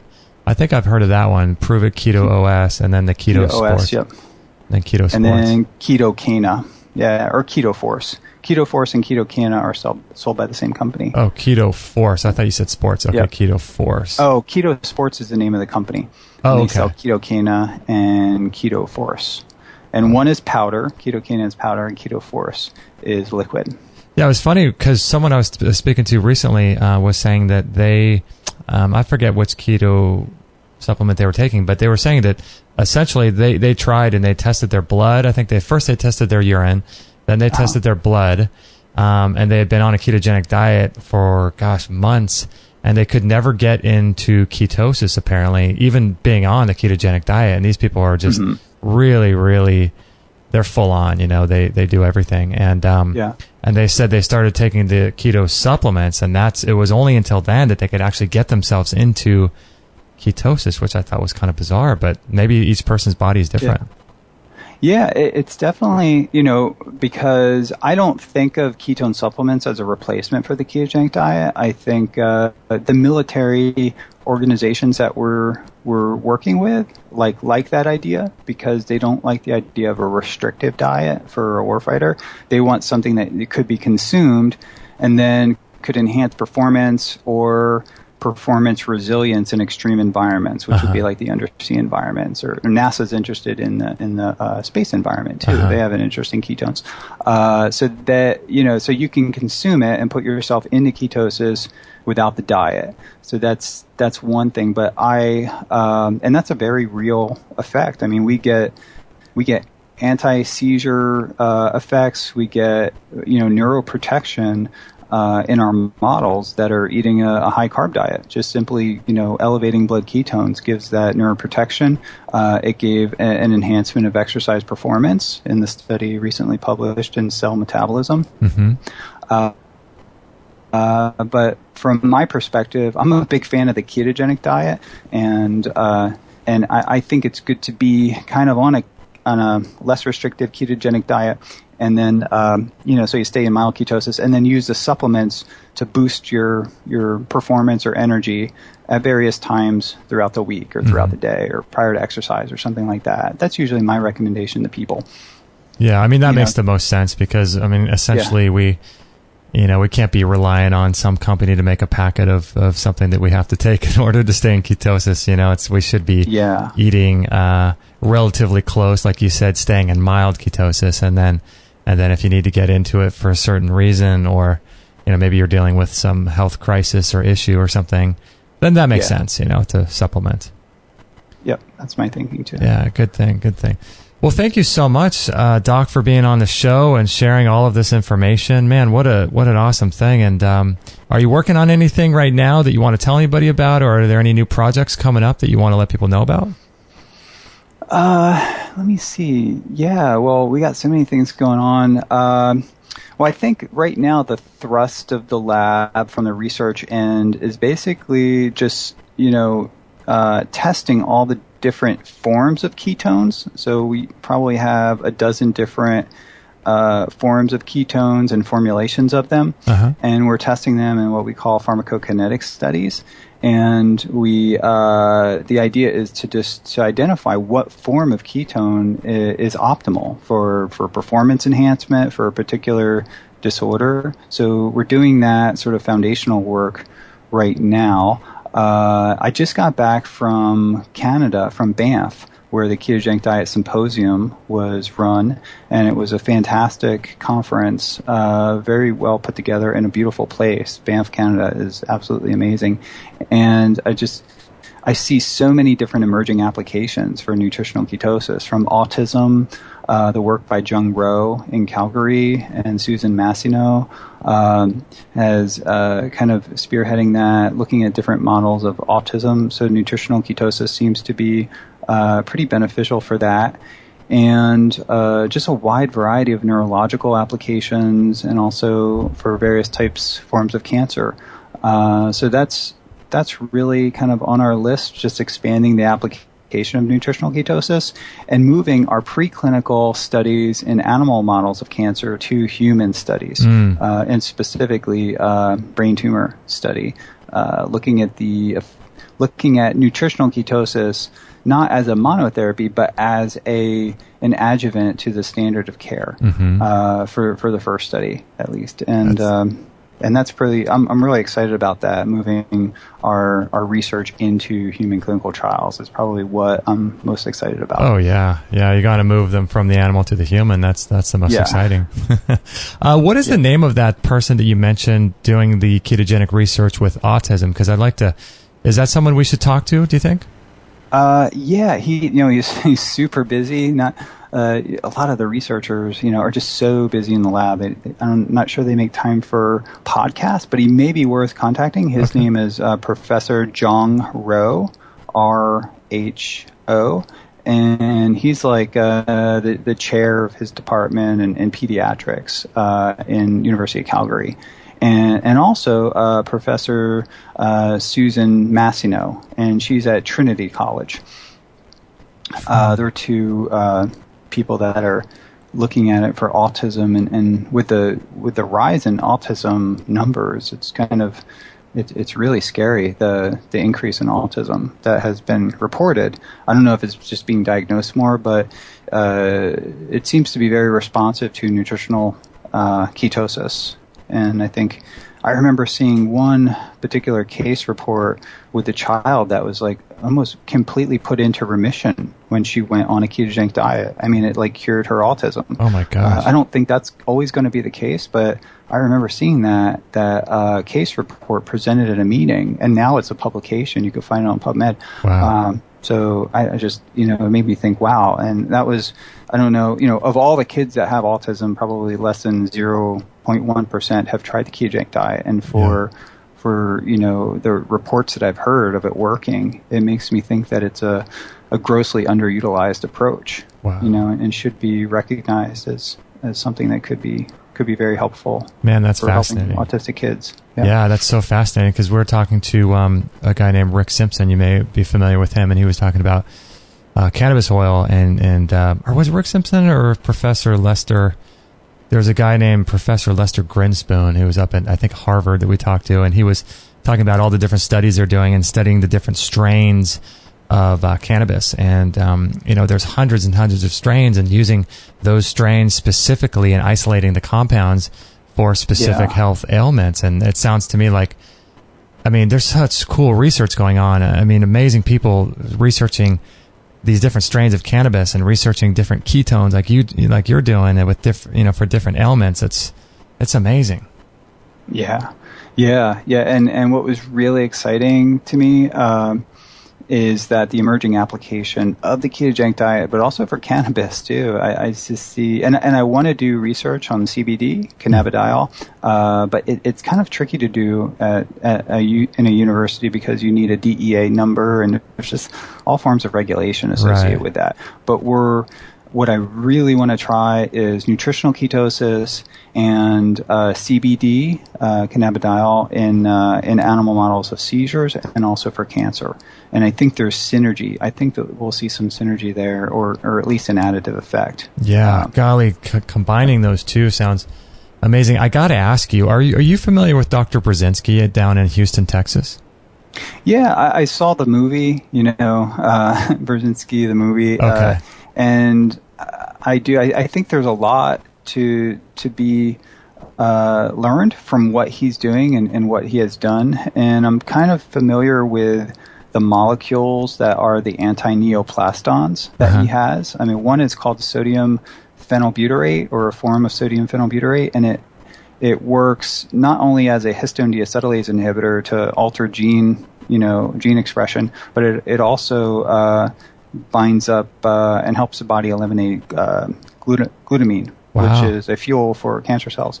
So I'm actually studied him early on and actually pulled all the patents and from all the different molecules that he's using to get a greater fundamental understanding of why his approaches seem to be working in some people. So it's definitely an interesting story. I haven't stayed up on top of it as much as I should. I think some new things came out, but it is something that I follow, his work. Yeah, there was just a lot of going on with him, and it's just cool though. It's so rad to know that there's people like you and all these people doing amazing research, and we get to benefit from it all, and it's just amazing. I would love to have you on again if you are ever willing to do it again. I'd love to have you on again because I feel like we barely scratched the surface. I have 1,000 more questions, but we've already been going for like an hour. Yeah. So, I know, more than that, way more than that. I love talking about my research, and I appreciate you giving a platform to talk about this. I think it's exciting what you're doing. I think I owe a lot to people like you, because a lot of scientists just kind of hide in the lab and do their thing and just try to publish their papers and get grants. But for me, it's really fun to connect with the mainstream audience and just to talk about research and to make it a little more accessible to the lay population. So I like doing it, and I appreciate the opportunity. I thank you. Yeah, no worries. I've seen you on Dr. Rhonda Patrick's podcast, Tim Ferriss, and the Bulletproof guy, Dave Asprey. You do a lot of this stuff, so it's really cool. I'm glad that you're getting this word, your research out. It's just awesome. Thank you. Thanks for helping with that. I appreciate it. And I look forward to being on again. Yeah, excellent. I will be in touch. Thank you for being on the show. Hang on the line there really quickly, Doc, and we're just going to close out the show. I want to thank everybody for joining us. And you know what I'm going to do? We are not doing show notes these days in lieu of doing more shows per week. Like I said at the beginning, we're doing Monday, Tuesday, and Friday, so it's quite a lot of production to do 3 shows. And in lieu of doing that, we have steered away from show notes. But this show was I feel like it was so important, and so many good resources shared from books and websites and where to get the keto strips and all that. So I'm going to make a little, some show notes here, and I'm going to put those in this particular show. So if you want to get those show notes that I put together for this show, you can go to extremeshealthradio.com/460. And that is the actual web page for this particular podcast with Dr. Dom D'Agostino. And if you want to visit his website, which I'd highly recommend you do to learn more about this stuff, very fascinating, ketonutrition.com. org. So thank you everybody for joining us, for listening. And if you know of anybody that could benefit from this information, please share it with your friends. We'd greatly appreciate that. Your support is amazing. We love you all. Thank you for listening, and we'll catch you guys on the next episode.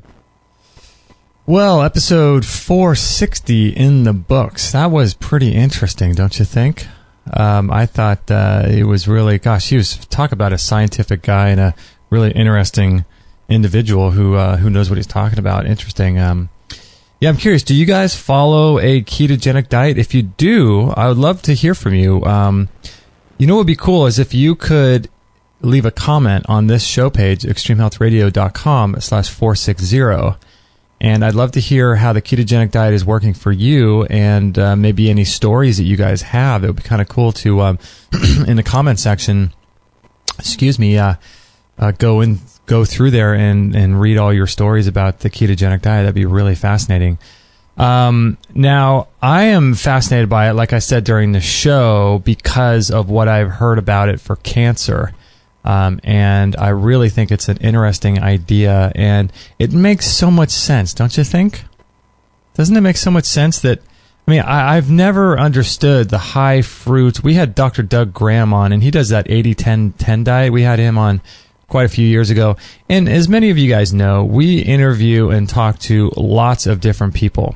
Okay, so, we get people that write in and they say, your guests contradict one another. What do you think about all this? And that's really what our Free for All Friday shows are designed to do. Excuse me. And, yeah, so the idea isn't that we're promoting a ketogenic diet, a high fruit diet, a vegan diet, a paleo diet, a raw diet, a vegan diet. None of these things that we really promote.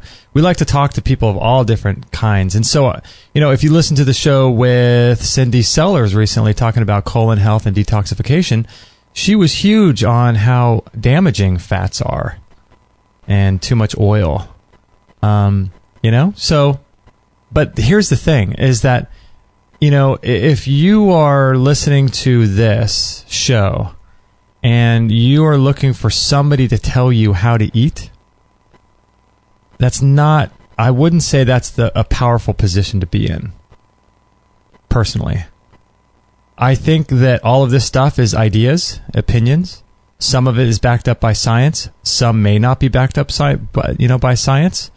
Some may be maybe theoretical or analytical or anecdotal, or not analytical, but anecdotal, and with no real science backed up at all. But it could be the truth, right? We don't know. So if you're listening to this show and you're looking for someone to tell you how to eat, I would say immediately in that instance, we're in a weakened position, because as human beings, for some reason, our culture has sort of conditioned us, I would say, probably the best word, conditioned us, to look to scientists, authors, and to look to doctors, and for everybody outside of ourselves to tell us how to eat, when in actuality, nobody knows our bodies more than ourselves, right? So you might listen to this and figure, you know what, I'm pregnant, I would like to do a ketogenic diet for a while. Or you might say, well, I'm older, I'm fighting cancer, I might do a ketogenic diet. You might say, you know what, for a few months I need to do a raw vegan diet and kind of cleanse myself out.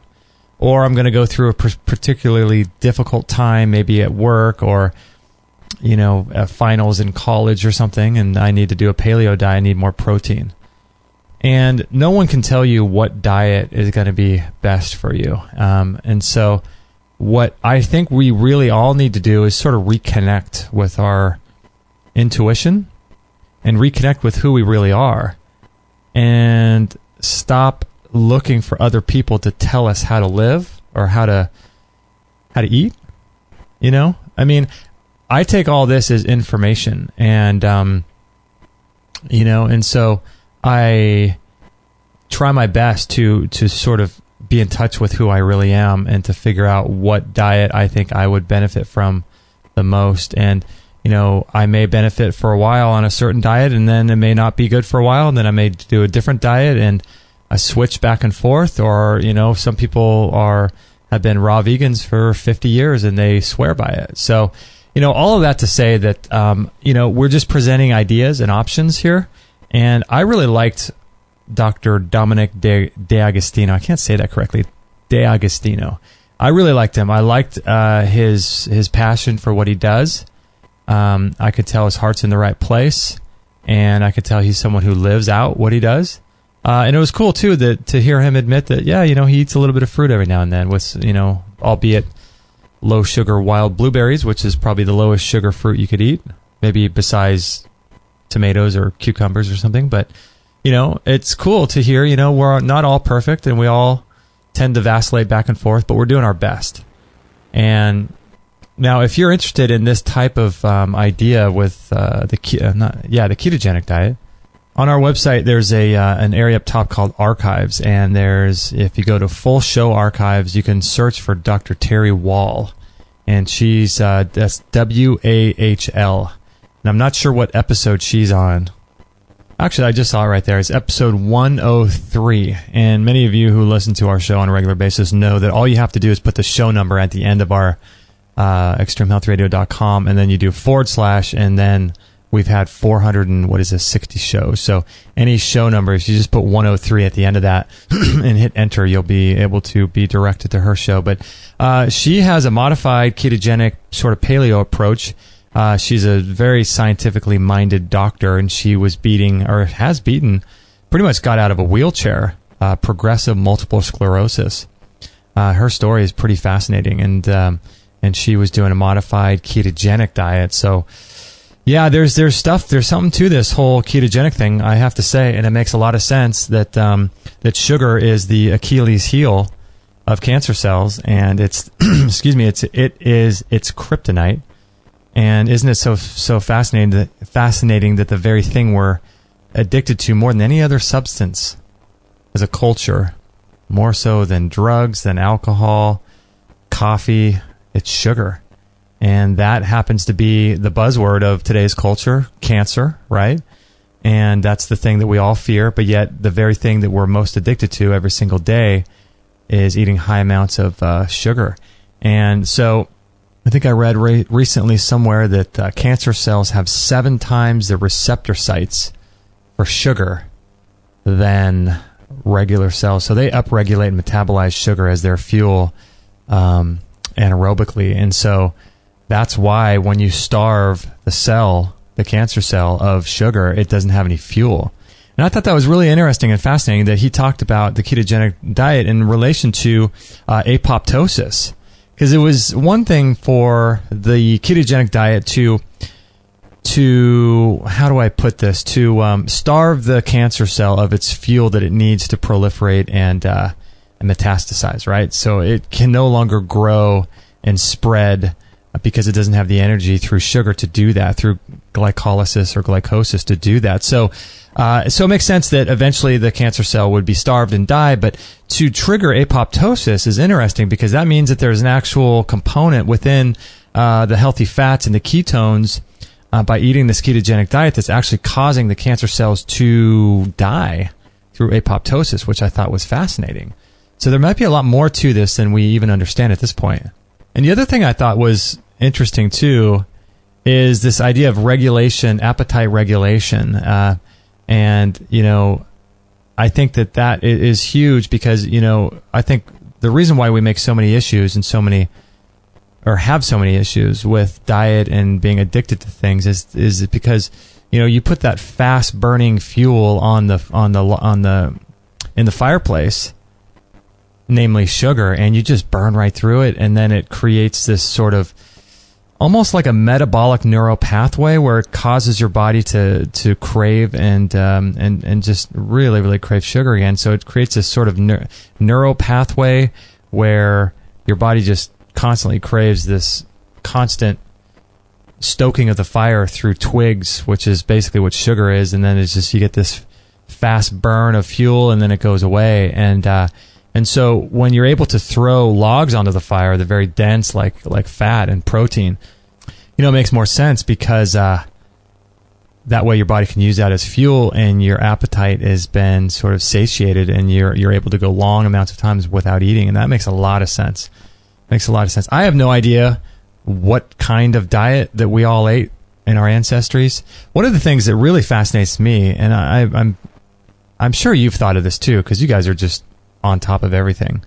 But people talk about the ancestral diet, and here's something that fascinates me: is the ancestral diet, right? So, okay, so you need to look back into what your ancestors ate and figure out whatever they ate, then that's what you should be eating, because you're metabolically, your phenotype has sort of,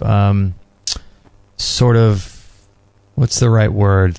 I would say it just expressed itself as a relation to the stimulus of its previous diet in past generations, right? So your phenotype is expressing itself through the ancestral diet. Makes sense, right? But my thing is that what if you ate, let's say our ancestors were meant to eat meat, right? Just for sake of argument, if you're a vegan, you're adamantly disagreeing with me right now, and that's okay. It doesn't really matter. Maybe we weren't meant to eat meat. It doesn't really matter which direction I take it, but let's say you're meant to eat meat. And so, but let's say since the beginning of time, instead we ate animals and herbs and fruit and vegetables instead of eating meat. So now you look at the ancestral diet and you think, okay, well, our ancestors ate primarily a vegan, vegetarian diet. That's what I should eat. But the real question isn't what our ancestors ate, it's what we're designed for. And that, to me, and we've talked to hundreds of people, and no one's convinced me yet of what we're actually designed to eat. Many people say we're designed to eat meat. Many people say, no, our teeth and our bone structure, and there's all kinds of arguments of the length of our digestive tract, the amount of hydrochloric acid in the stomach, and all of these factors say, no, we're not designed to eat meat, we're designed to eat vegetation. So that's really the crux of the thing. And then, I think on top of what we're designed to eat, you have these metabolic differences between people, and not just metabolic differences between people, but then also different times in their life when they may need high amounts of fat, maybe, or high amounts of minerals, or high amounts of this, that, or the other.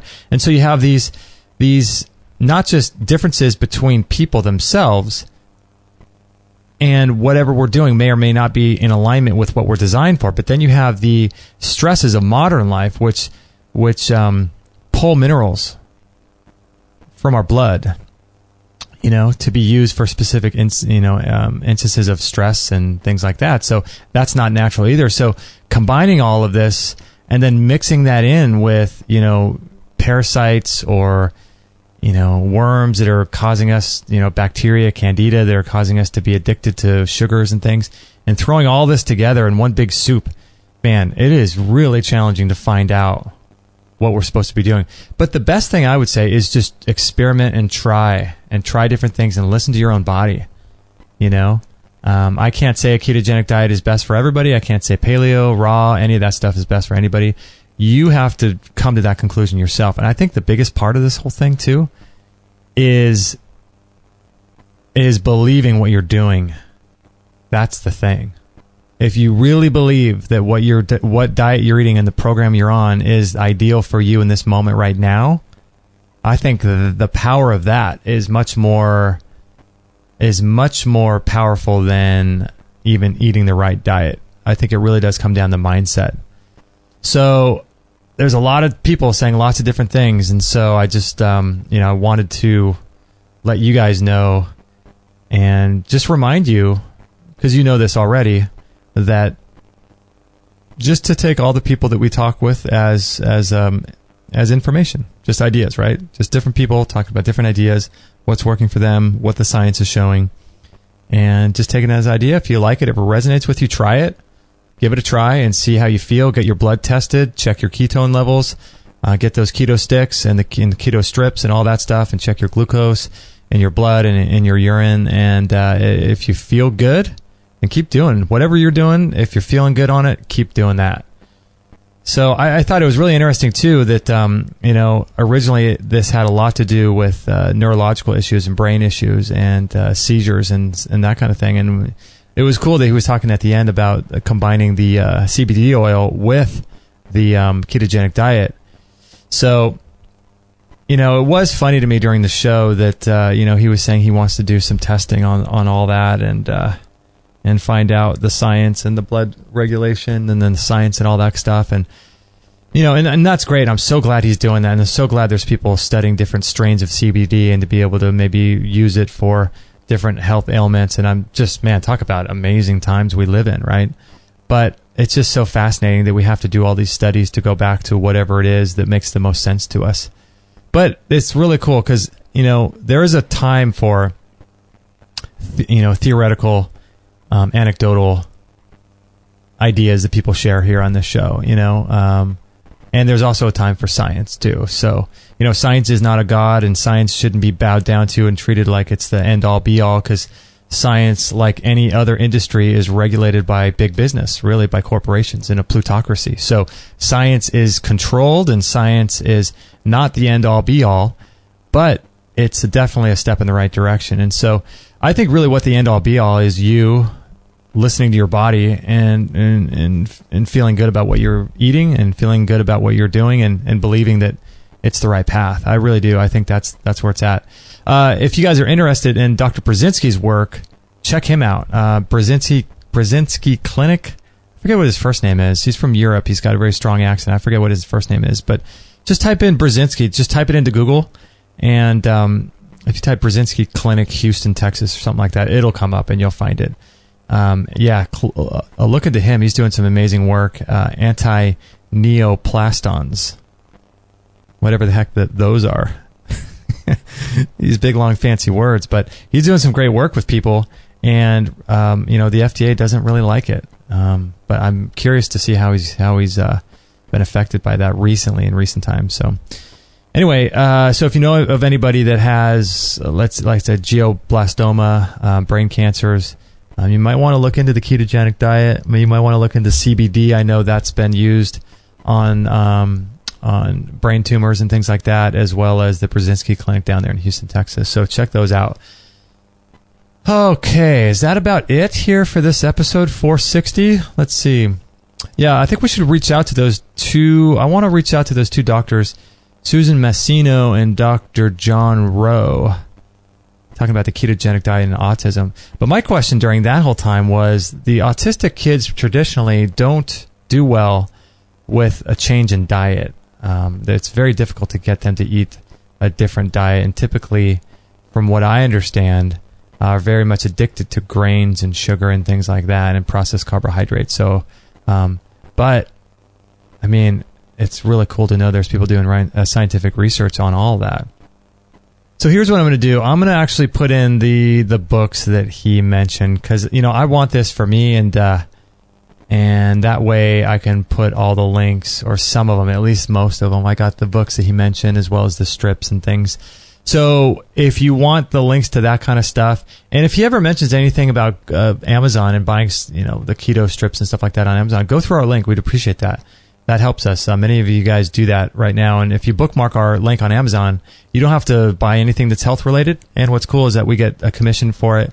And I can't see what you buy, but it helps support the show. So think of the work that we do here at Extreme Health Radio every time you make an order on Amazon. And if you forget, just try to remember next time. Or if you know of friends that make a lot of Amazon purchases and you think they would want to support our show, have them bookmark our link too. So it is just simply extremehealthradio.com/Amazon, and then you can drag, actually just bookmark it right there in your browser, and that helps support the show too. A lot of you guys are doing that. We really appreciate that. And also, guys, don't forget to visit our sponsors for this show, which are the Good Morning, Good Evening Qigong course. I really highly recommend that course. It's awesome. It's just really cool. It's an amazing way to ground yourself. I like to do it, if you can, grounded. And it's really awesome because, you know, meditation is one thing, but being able to do a moving meditation where you're visualizing what he's talking about when he takes you through all the steps of the course, and using that as a way to heal, it's amazing. It's really cool. So I highly recommend it. It's a great way to lower your stress, to increase circulation. It's really just a longevity exercise too. And grounding into the earth, so you're not scattered all over the place, and you're not taken into people's drama and taking on their bad energy and things like that. It's just a different type of meditations, you know, kind of like Tai Chi, But there's a reason why people in the Orient have been doing it for 4,000 years. It's incredible. It's really cool. I highly recommend it. What's cool about it too is that you can actually get to the point where you follow the. I think it's I forget now. It's a couple weeks where you follow the course, and then at the end, it's 10 minutes in the morning and 10 minutes in the evening, and you can just follow along there on that, and it's just. Man, it's awesome. It's really great, and I highly recommend it as part of your de-stressing protocol, part of your anti-anxiety protocol, part of your just investing in your own stress and energy. Not investing in your own stress, but invest in your own energy, invest in your own chi. They call it in Chinese medicine, your life force energy. It's cool, man. It's cool. I highly recommend it. So if you guys are interested, if that fascinates you, go over and check that out. And we're also brought to you by, as I mentioned at the beginning of the show, a new website we're building right now called Perpetual Healing. This isn't for everybody. It's a private membership community where we're able to sort of dive deeper into specific health issues without fear of harassment from governmental agencies, which is always nice. But what's cool about this is that it contains a forum inside there. So it's a community of like-minded people who are on the cutting edge of their health, and they want to take their health to new levels. And it's also filled with people who want to overcome their current health challenges. I don't call them diseases, or I don't call them any of that stuff. It's just a challenge. And so the idea is that we partnered up with two amazing people. One is a former medical anesthesiologist doctor. He's been at the natural game for about 25 years. And another doctor, a naturopath, who has been at this for 40 years. And she overcame her colon cancer. Oddly enough, she was eating a raw food diet when she had colon cancer, which is pretty crazy.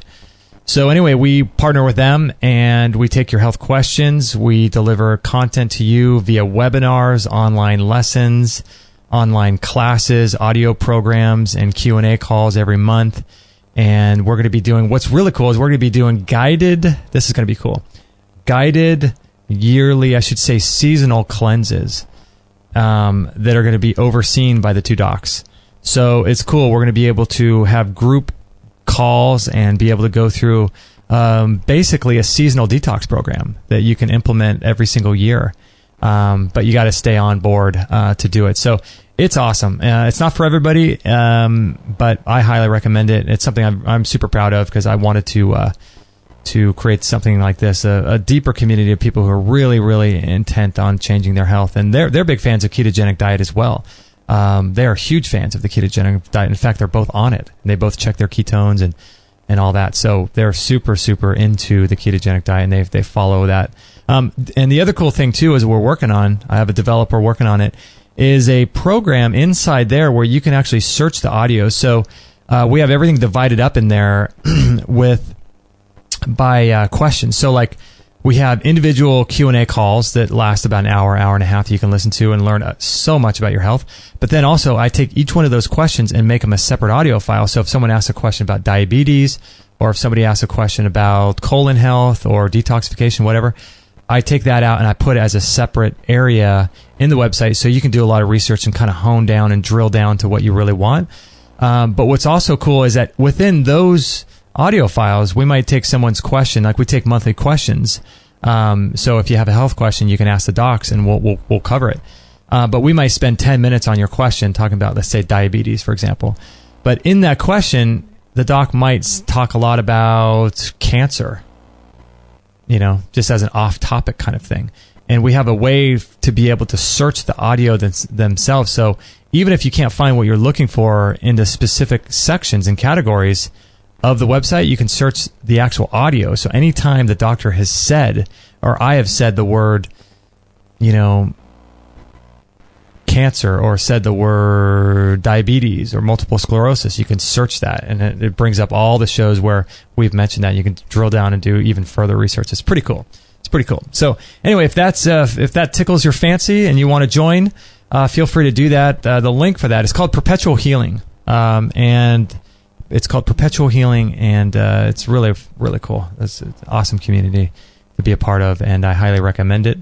And the link to that is at extremehealthradio.com/460, along with the links from this particular show page, along with the sponsors and everything else that we talked about on today's show. So I hope you enjoyed that. That was a really cool show with Dr. Dominic D'Agostino, and his website, let me make sure I get this correct, is Ketone. Wait, is it? No, not Ketone.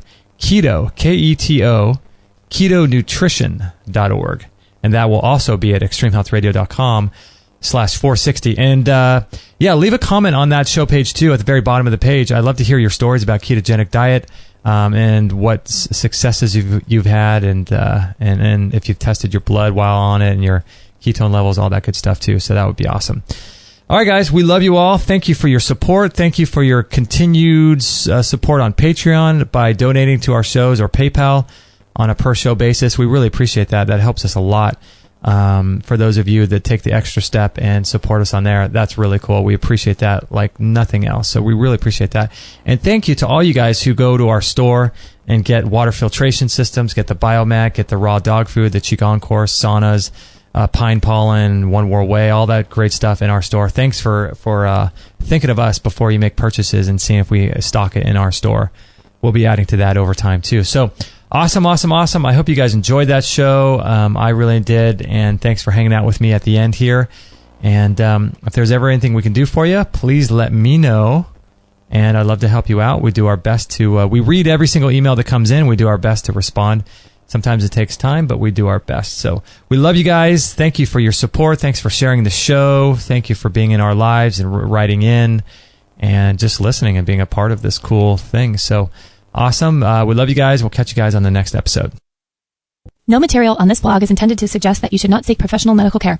Always work with qualified medical professionals, even if you educate yourself in the field of live food, nutrition, and alternative medicine. I'm not a doctor, nor am I offering readers medical advice of any kind. None of the information